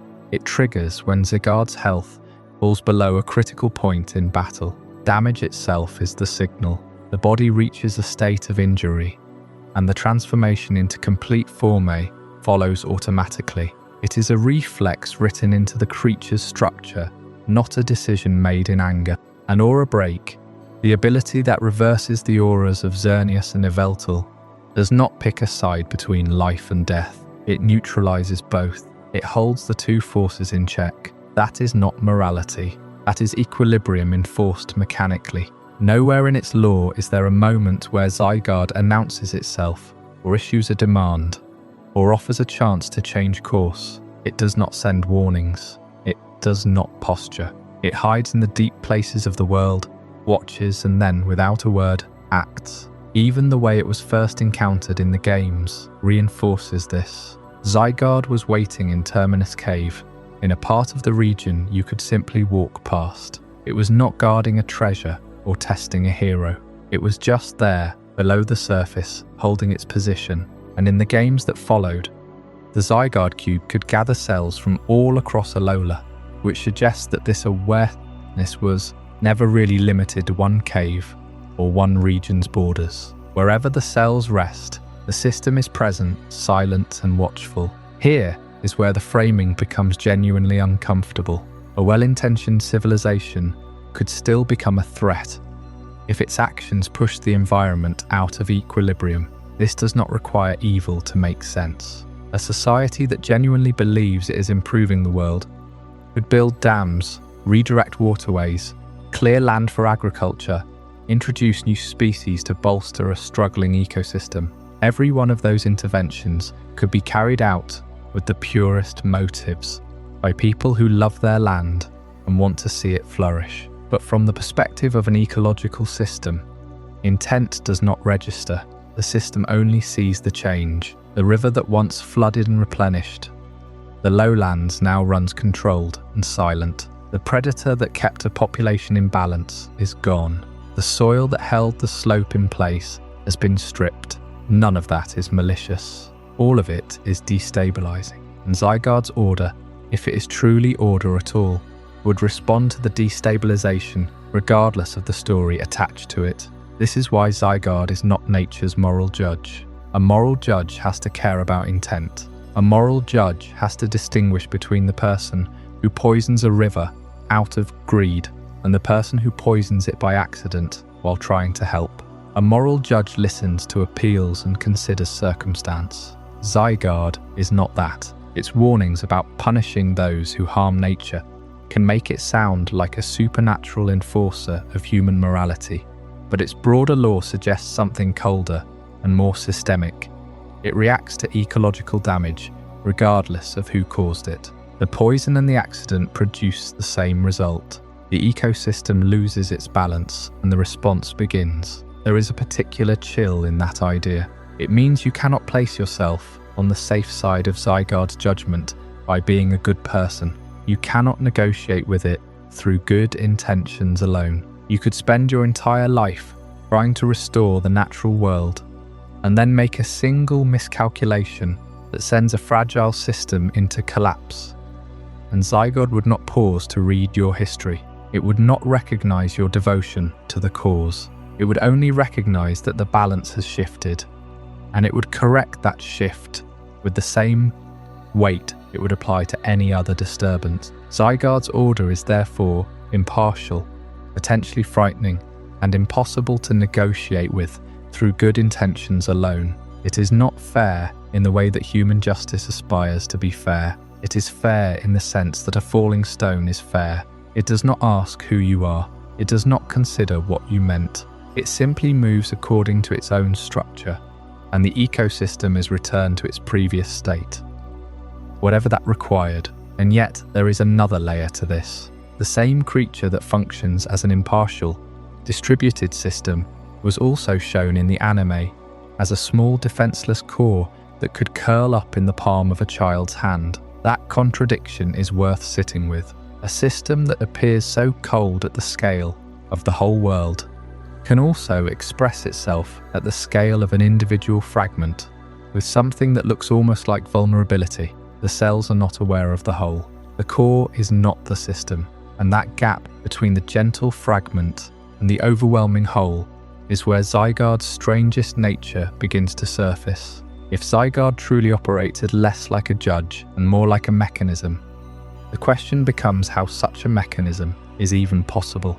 How does a single Pokémon monitor an entire region without being seen? The answer to that question has been hiding in plain sight since the concept of Zygarde was expanded in 2015.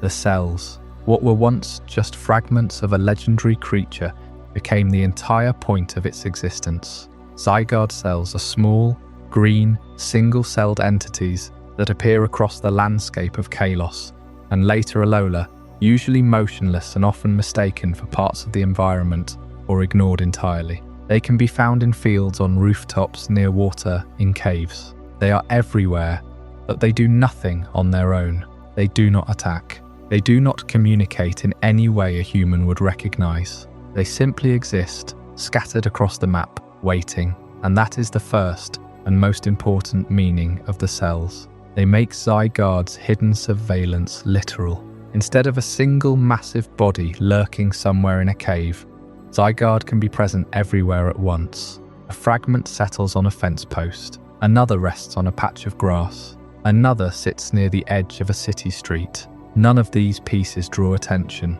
A single cell looks like a speck, a piece of debris, a bit of moss, but together they form a network of observation that covers the entire region. The larger body remains unseen because it doesn't need to be seen.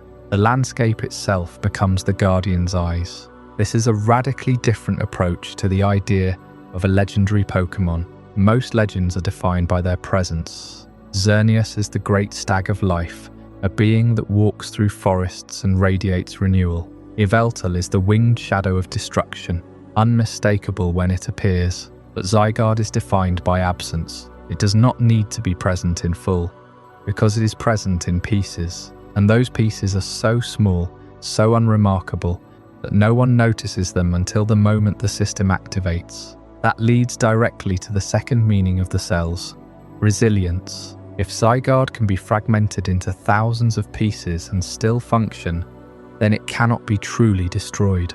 You cannot kill a being that is already distributed. You could scatter its cells across the region, and it would simply reassemble when conditions demanded. You could damage one part of it, and the rest would continue to observe and wait. The Guardian survives fragmentation without disappearing entirely. This is not merely a clever mechanic from the games. It is the deepest source of Zygarde's power as a concept. The thing that protects the ecosystem cannot itself be erased from the ecosystem. The word resilience may seem abstract, but consider what it means in practice. In Pokémon Sun and Moon, players can collect Zygarde cells throughout Alola and bring them to a reassembly unit. A single core, the central intelligence of the creature, can direct the cells to form a body. 10% of the cells form a fast, wolf-like form focused on pursuit. 50% form the traditional serpent body. 100% form the complete Forme. But no matter which form is active, the cells themselves remain the same. They are the building blocks and the surveillance network at once. Damage one form, and the core can eventually assemble another. The being is, in a very real sense, unkillable while its cells remain scattered and intact. There is something almost unsettling about this, and I think the design is intentional. When you encounter a Zygarde cell in the overworld, it is often just sitting there. It does not react to you. It does not try to flee. It simply waits. And that waiting has an uncanny quality, because you know that these cells are not just decorative objects. They are pieces of a consciousness. They are witnesses. Every cell you find is a fragment of a being that is watching, even when it appears to be doing nothing at all. The system resembles an immune response. In a biological organism, the immune system is normally quiet. White blood cells circulate, lymphatic tissue does its work, and nothing dramatic happens until a threat is detected.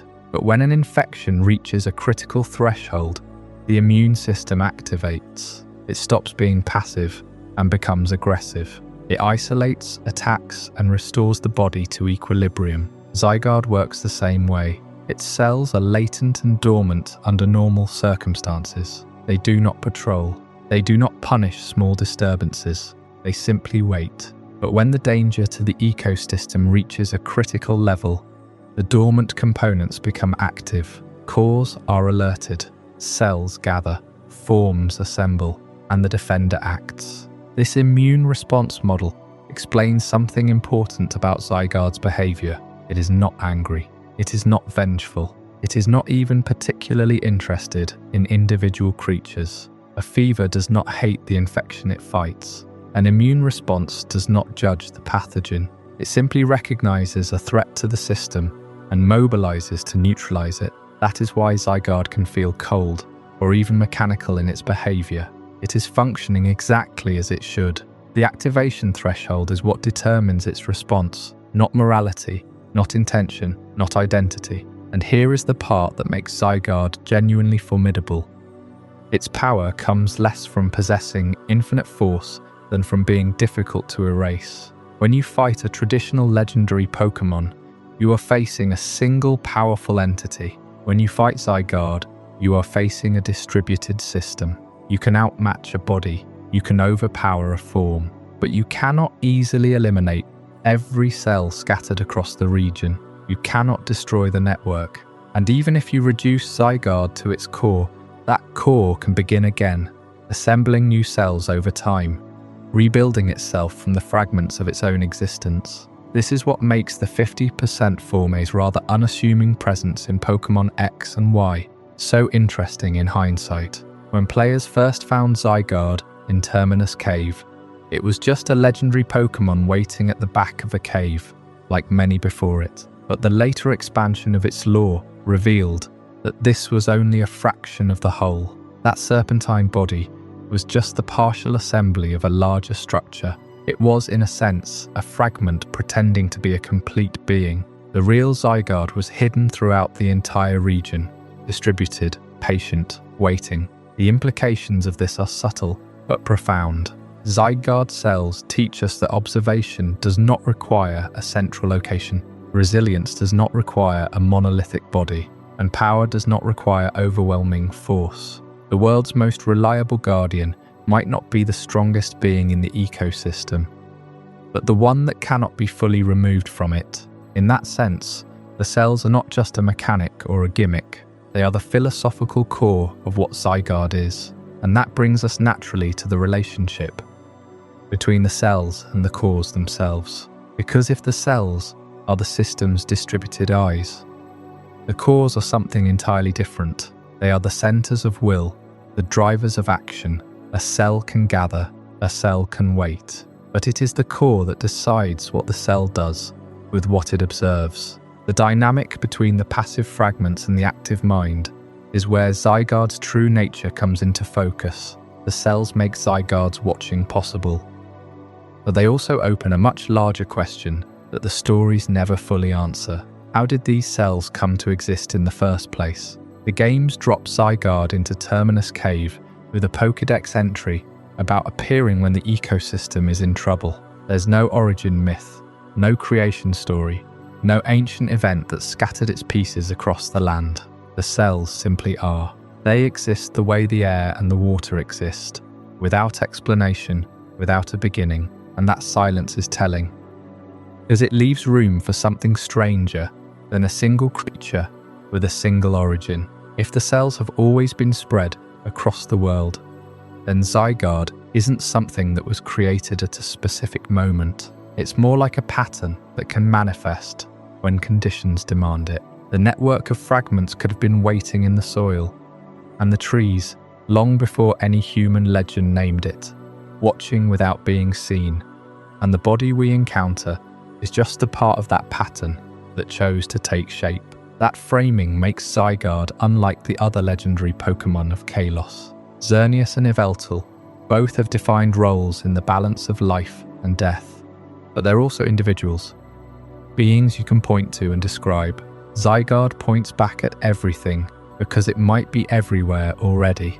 Then there's the question of where that network stops. The lore ties Zygarde to Kalos specifically, to the balance between Xerneas and Yveltal on that particular continent. Its cave in the heart of the region is its named home, and the in-game text speaks of Kalos's ecosystem as the thing it watches. But nothing in the games ever confirms that the network ends at Kalos's borders. Whether the same system of cells exists across multiple regions is simply never addressed. The anime hints at a broader sense of scale, with Squishy carrying an awareness that feels older than any one location.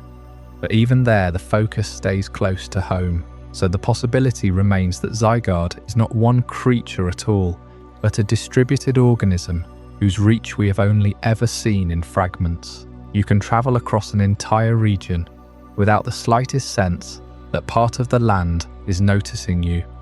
And the game never tells you whether that land ends at the water's edge, and if that reach spans regions. What does it mean for each individual cell? This brings us to the question of awareness. When a cell rests in a patch of grass or beneath a cave wall, is it conscious? Does it experience its surroundings the way the larger form does?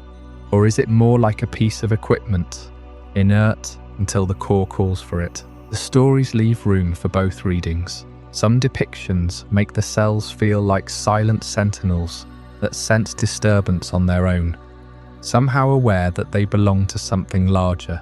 Other depictions treat them as raw material, moving and reassembling only when directed. The distinction matters because it changes what Zygarde fundamentally is. A being made of independent parts is a collective, a chorus of small watchers. A being whose parts simply obey is something else, a single will wearing a scattered body. The relationship between cores is another thread that Canon never quite ties together. The games introduce the idea of a core as the command unit for the cells, but they're vague about how one core relates to another. Is every core equal? Does each one hold authority over its own territory? Or do they share awareness across the entire network? The games don't say.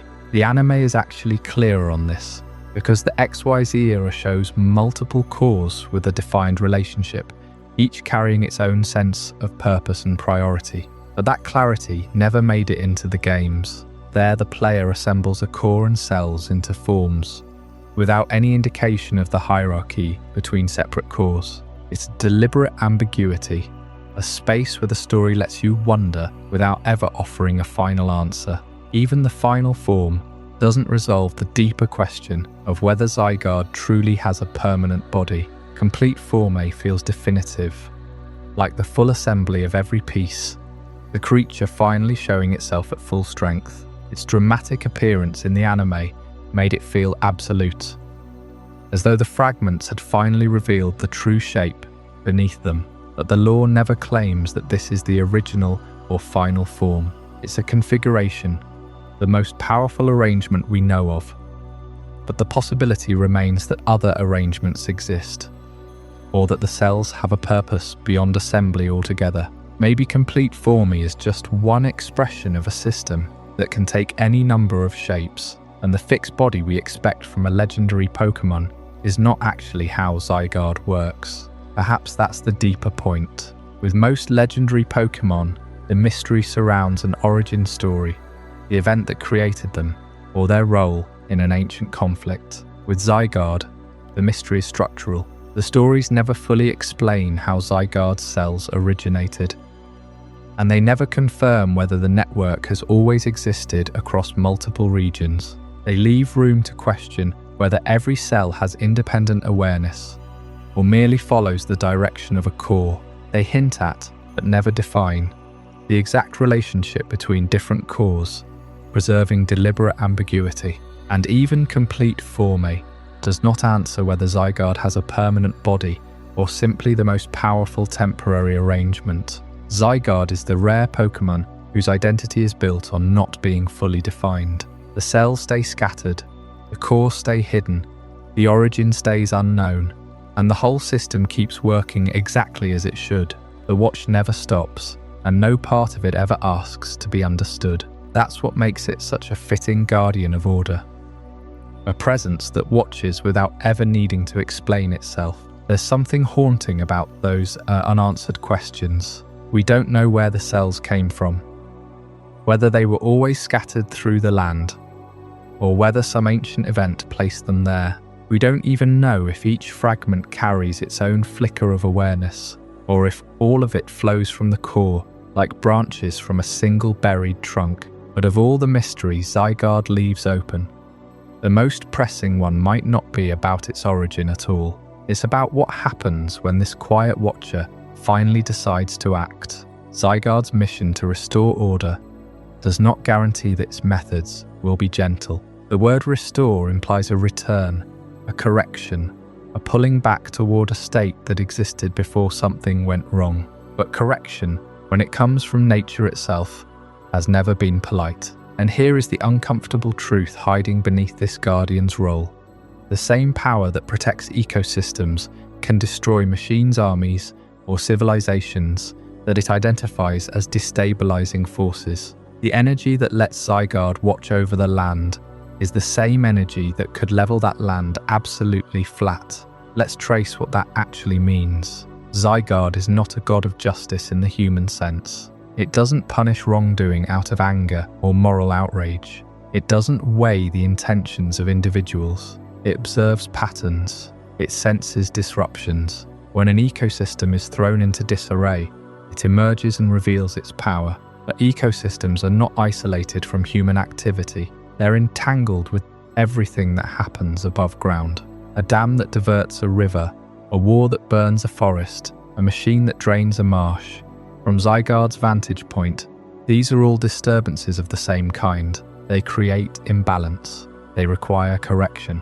And correction in Zygarde's case is not a warning and a scolding. It's force. It's the full expression of a legendary whose dragon and ground typing already speaks of ancient power surging through the earth itself. When Zygarde acts, it doesn't negotiate, it enforces. This is where the escalated forms become so revealing. Think about the 10% form first. In that shape, Zygarde is built for speed and close-range pursuit. A wolf-like hunter that can chase down a single fleeing target. It's one end of the scale, a precise surgical response to a localized problem. Then the 50% form, the serpent we first met in Terminous Cave, becomes the confrontation stage, a massive body standing in the way of whatever is causing the damage, and complete form steps beyond both. Each stage is a larger answer to a larger question, and the final stage doesn't look like a guardian at all. It looks like a monument to finality. In its 50% form, Zygarde already has an imposing silhouette, that dark segmented serpent coiled beneath the earth. But complete form is a different category of presence entirely. It's a colossal armoured figure, standing upright like something between a dragon and a titan.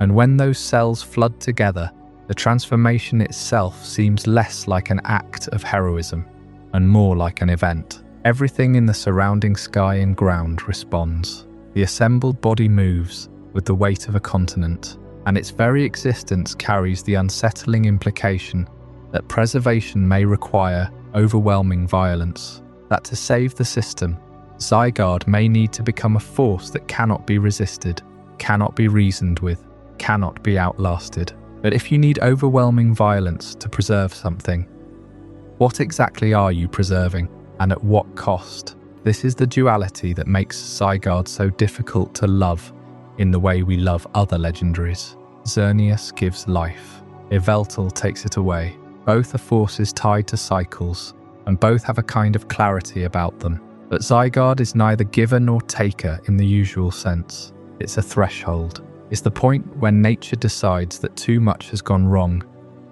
and that the correction must now come all at once. Zygarde is heroic only from the perspective of a world that still has a chance to recover. If the world has already crossed the line, then Zygarde doesn't save it.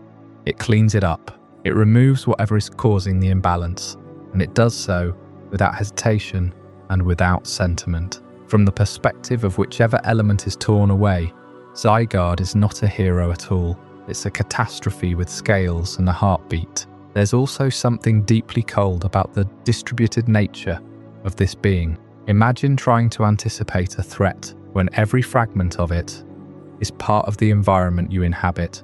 A rock, a patch of grass, a shadow beneath a tree. Any of these could be a Zygarde cell. Any of them could be watching. And that idea can feel reassuring if you love the natural world. But it can feel very different if you are the force disturbing the natural world. There is no escape from this guardian, because it is already everywhere you are. It has dispersed itself so thoroughly that the landscape itself becomes a sensor network, and the moment that network senses imbalance, the pieces begin to move And what emerges from those pieces is not simply a larger version of what was there before. The single cells appear almost inert. The core directs them, but until enough of them gather, there is no obvious threat. In the Alola games, you collect those cells yourself, walking across the region to assemble Zygarde piece by piece.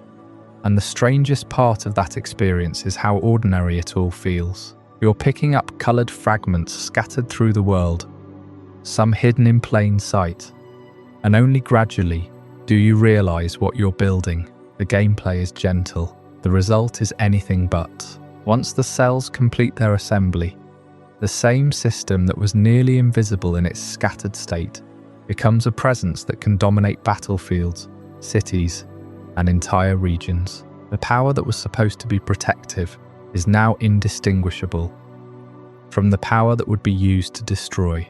Think about that carefully. Across every game and every anime appearance, Zygarde's defining trait is its commitment to balance. But balance, as this creature practices it, is not a gentle settling of scales. It's an enforced equilibrium. And enforcing anything requires the capacity to overwhelm resistance. Zygarde has that capacity in its 50% form. Complete form is simply the explicit admission that this capacity is not a contingency, but a core part of its identity. Preservation and destruction are not opposite tendencies in Zygarde's nature. They are the same motion. To preserve the whole, it must destroy the part. To keep the ecosystem alive, it must end whatever is consuming it. None of this makes Zygarde evil. That would be far too simple a reading, and it wouldn't fit the lore. Zygarde's actions, even at their most violent, are framed as necessary, as natural, as part of the order that keeps life going. The lands it protects are worth protecting. The balance it enforces is one that without any enforcement at all, would collapse into something unrecognizable. And that is exactly why the threat is so troubling. A violent creature can be stopped. An angry creature can be appeased. But a guardian willing to do terrible things out of calm, impartial necessity cannot be reasoned with, because it doesn't see its actions as terrible. It sees them as correct. And when you're standing on the wrong side of that correctness, the distinction between protector and destroyer collapses entirely, which brings us to a final image of Zygarde that is more complicated than most legendaries ever manage. It is not the villain of its own story. It may not even be the hero. It's the force that keeps the story going, by whatever means the story requires. And whether you call that force protection or annihilation depends entirely on where you happen to stand when the ground begins to tremble and the cells begin to gather. That uncertain boundary between guardianship and threat is the most human question in Zygarde's whole legend.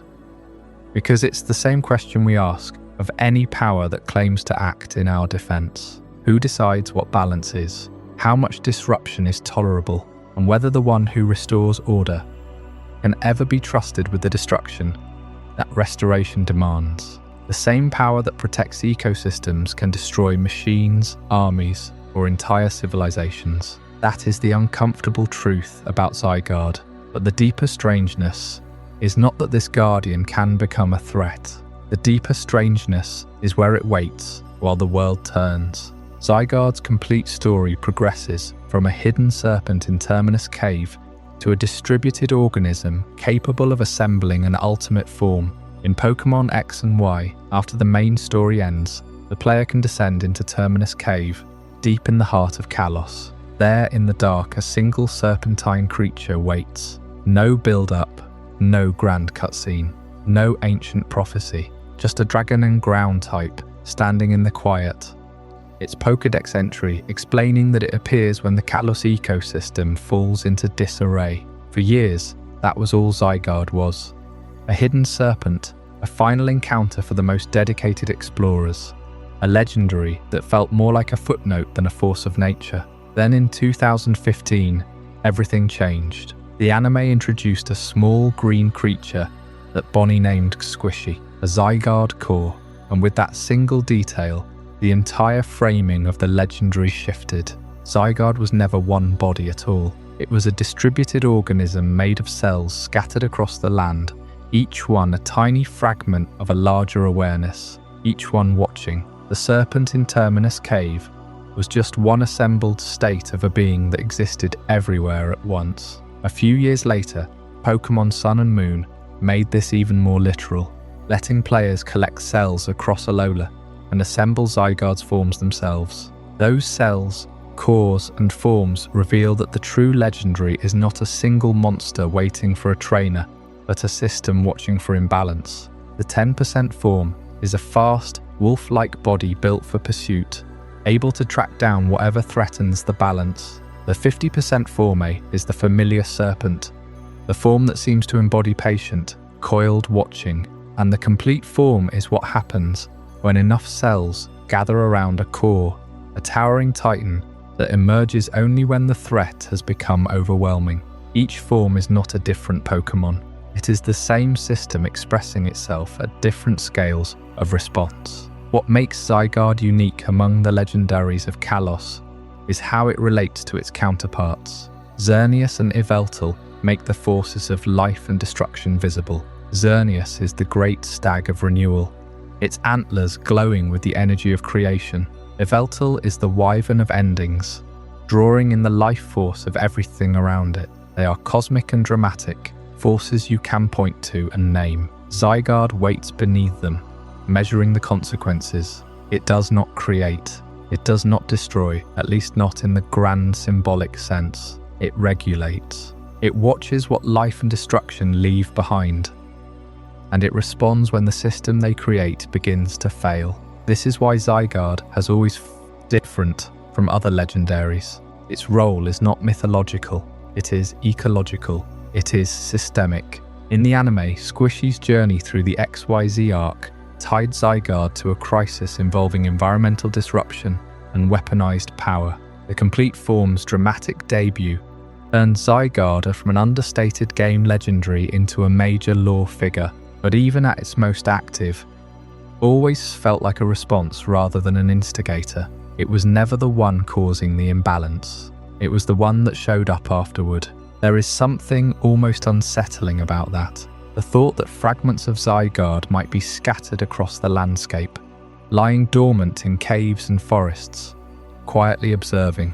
The Pokédex entries speak of it, watching those who damage the environment from deep within its cave. But the cell system makes that surveillance literal. The larger body can remain hidden while its pieces are everywhere. The Guardian does not need to be present to know. It is always present in some small way, even when you cannot see it. And because Zygarde is a system, it is resilient in a way that a single creature can never be. Break a legendary in half and it is diminished. Destroy a single cell and the network continues. Scatter the cores and they can reform. This is a being designed to survive fragmentation, to persist through whatever damage the world throws at it, because its purpose is not to be powerful. Its purpose is to remain, to be there when the balance finally tips. The stories never fully explain where the cells came from. The canon leaves that mysterious, but the implication is that this network has always existed, maybe not just in Kalos, across regions, a quiet infrastructure beneath the stories of other legendaries. While Xerneas and Yveltal play out their great drama of life and death, Zygarde is underneath, sifting through the aftermath,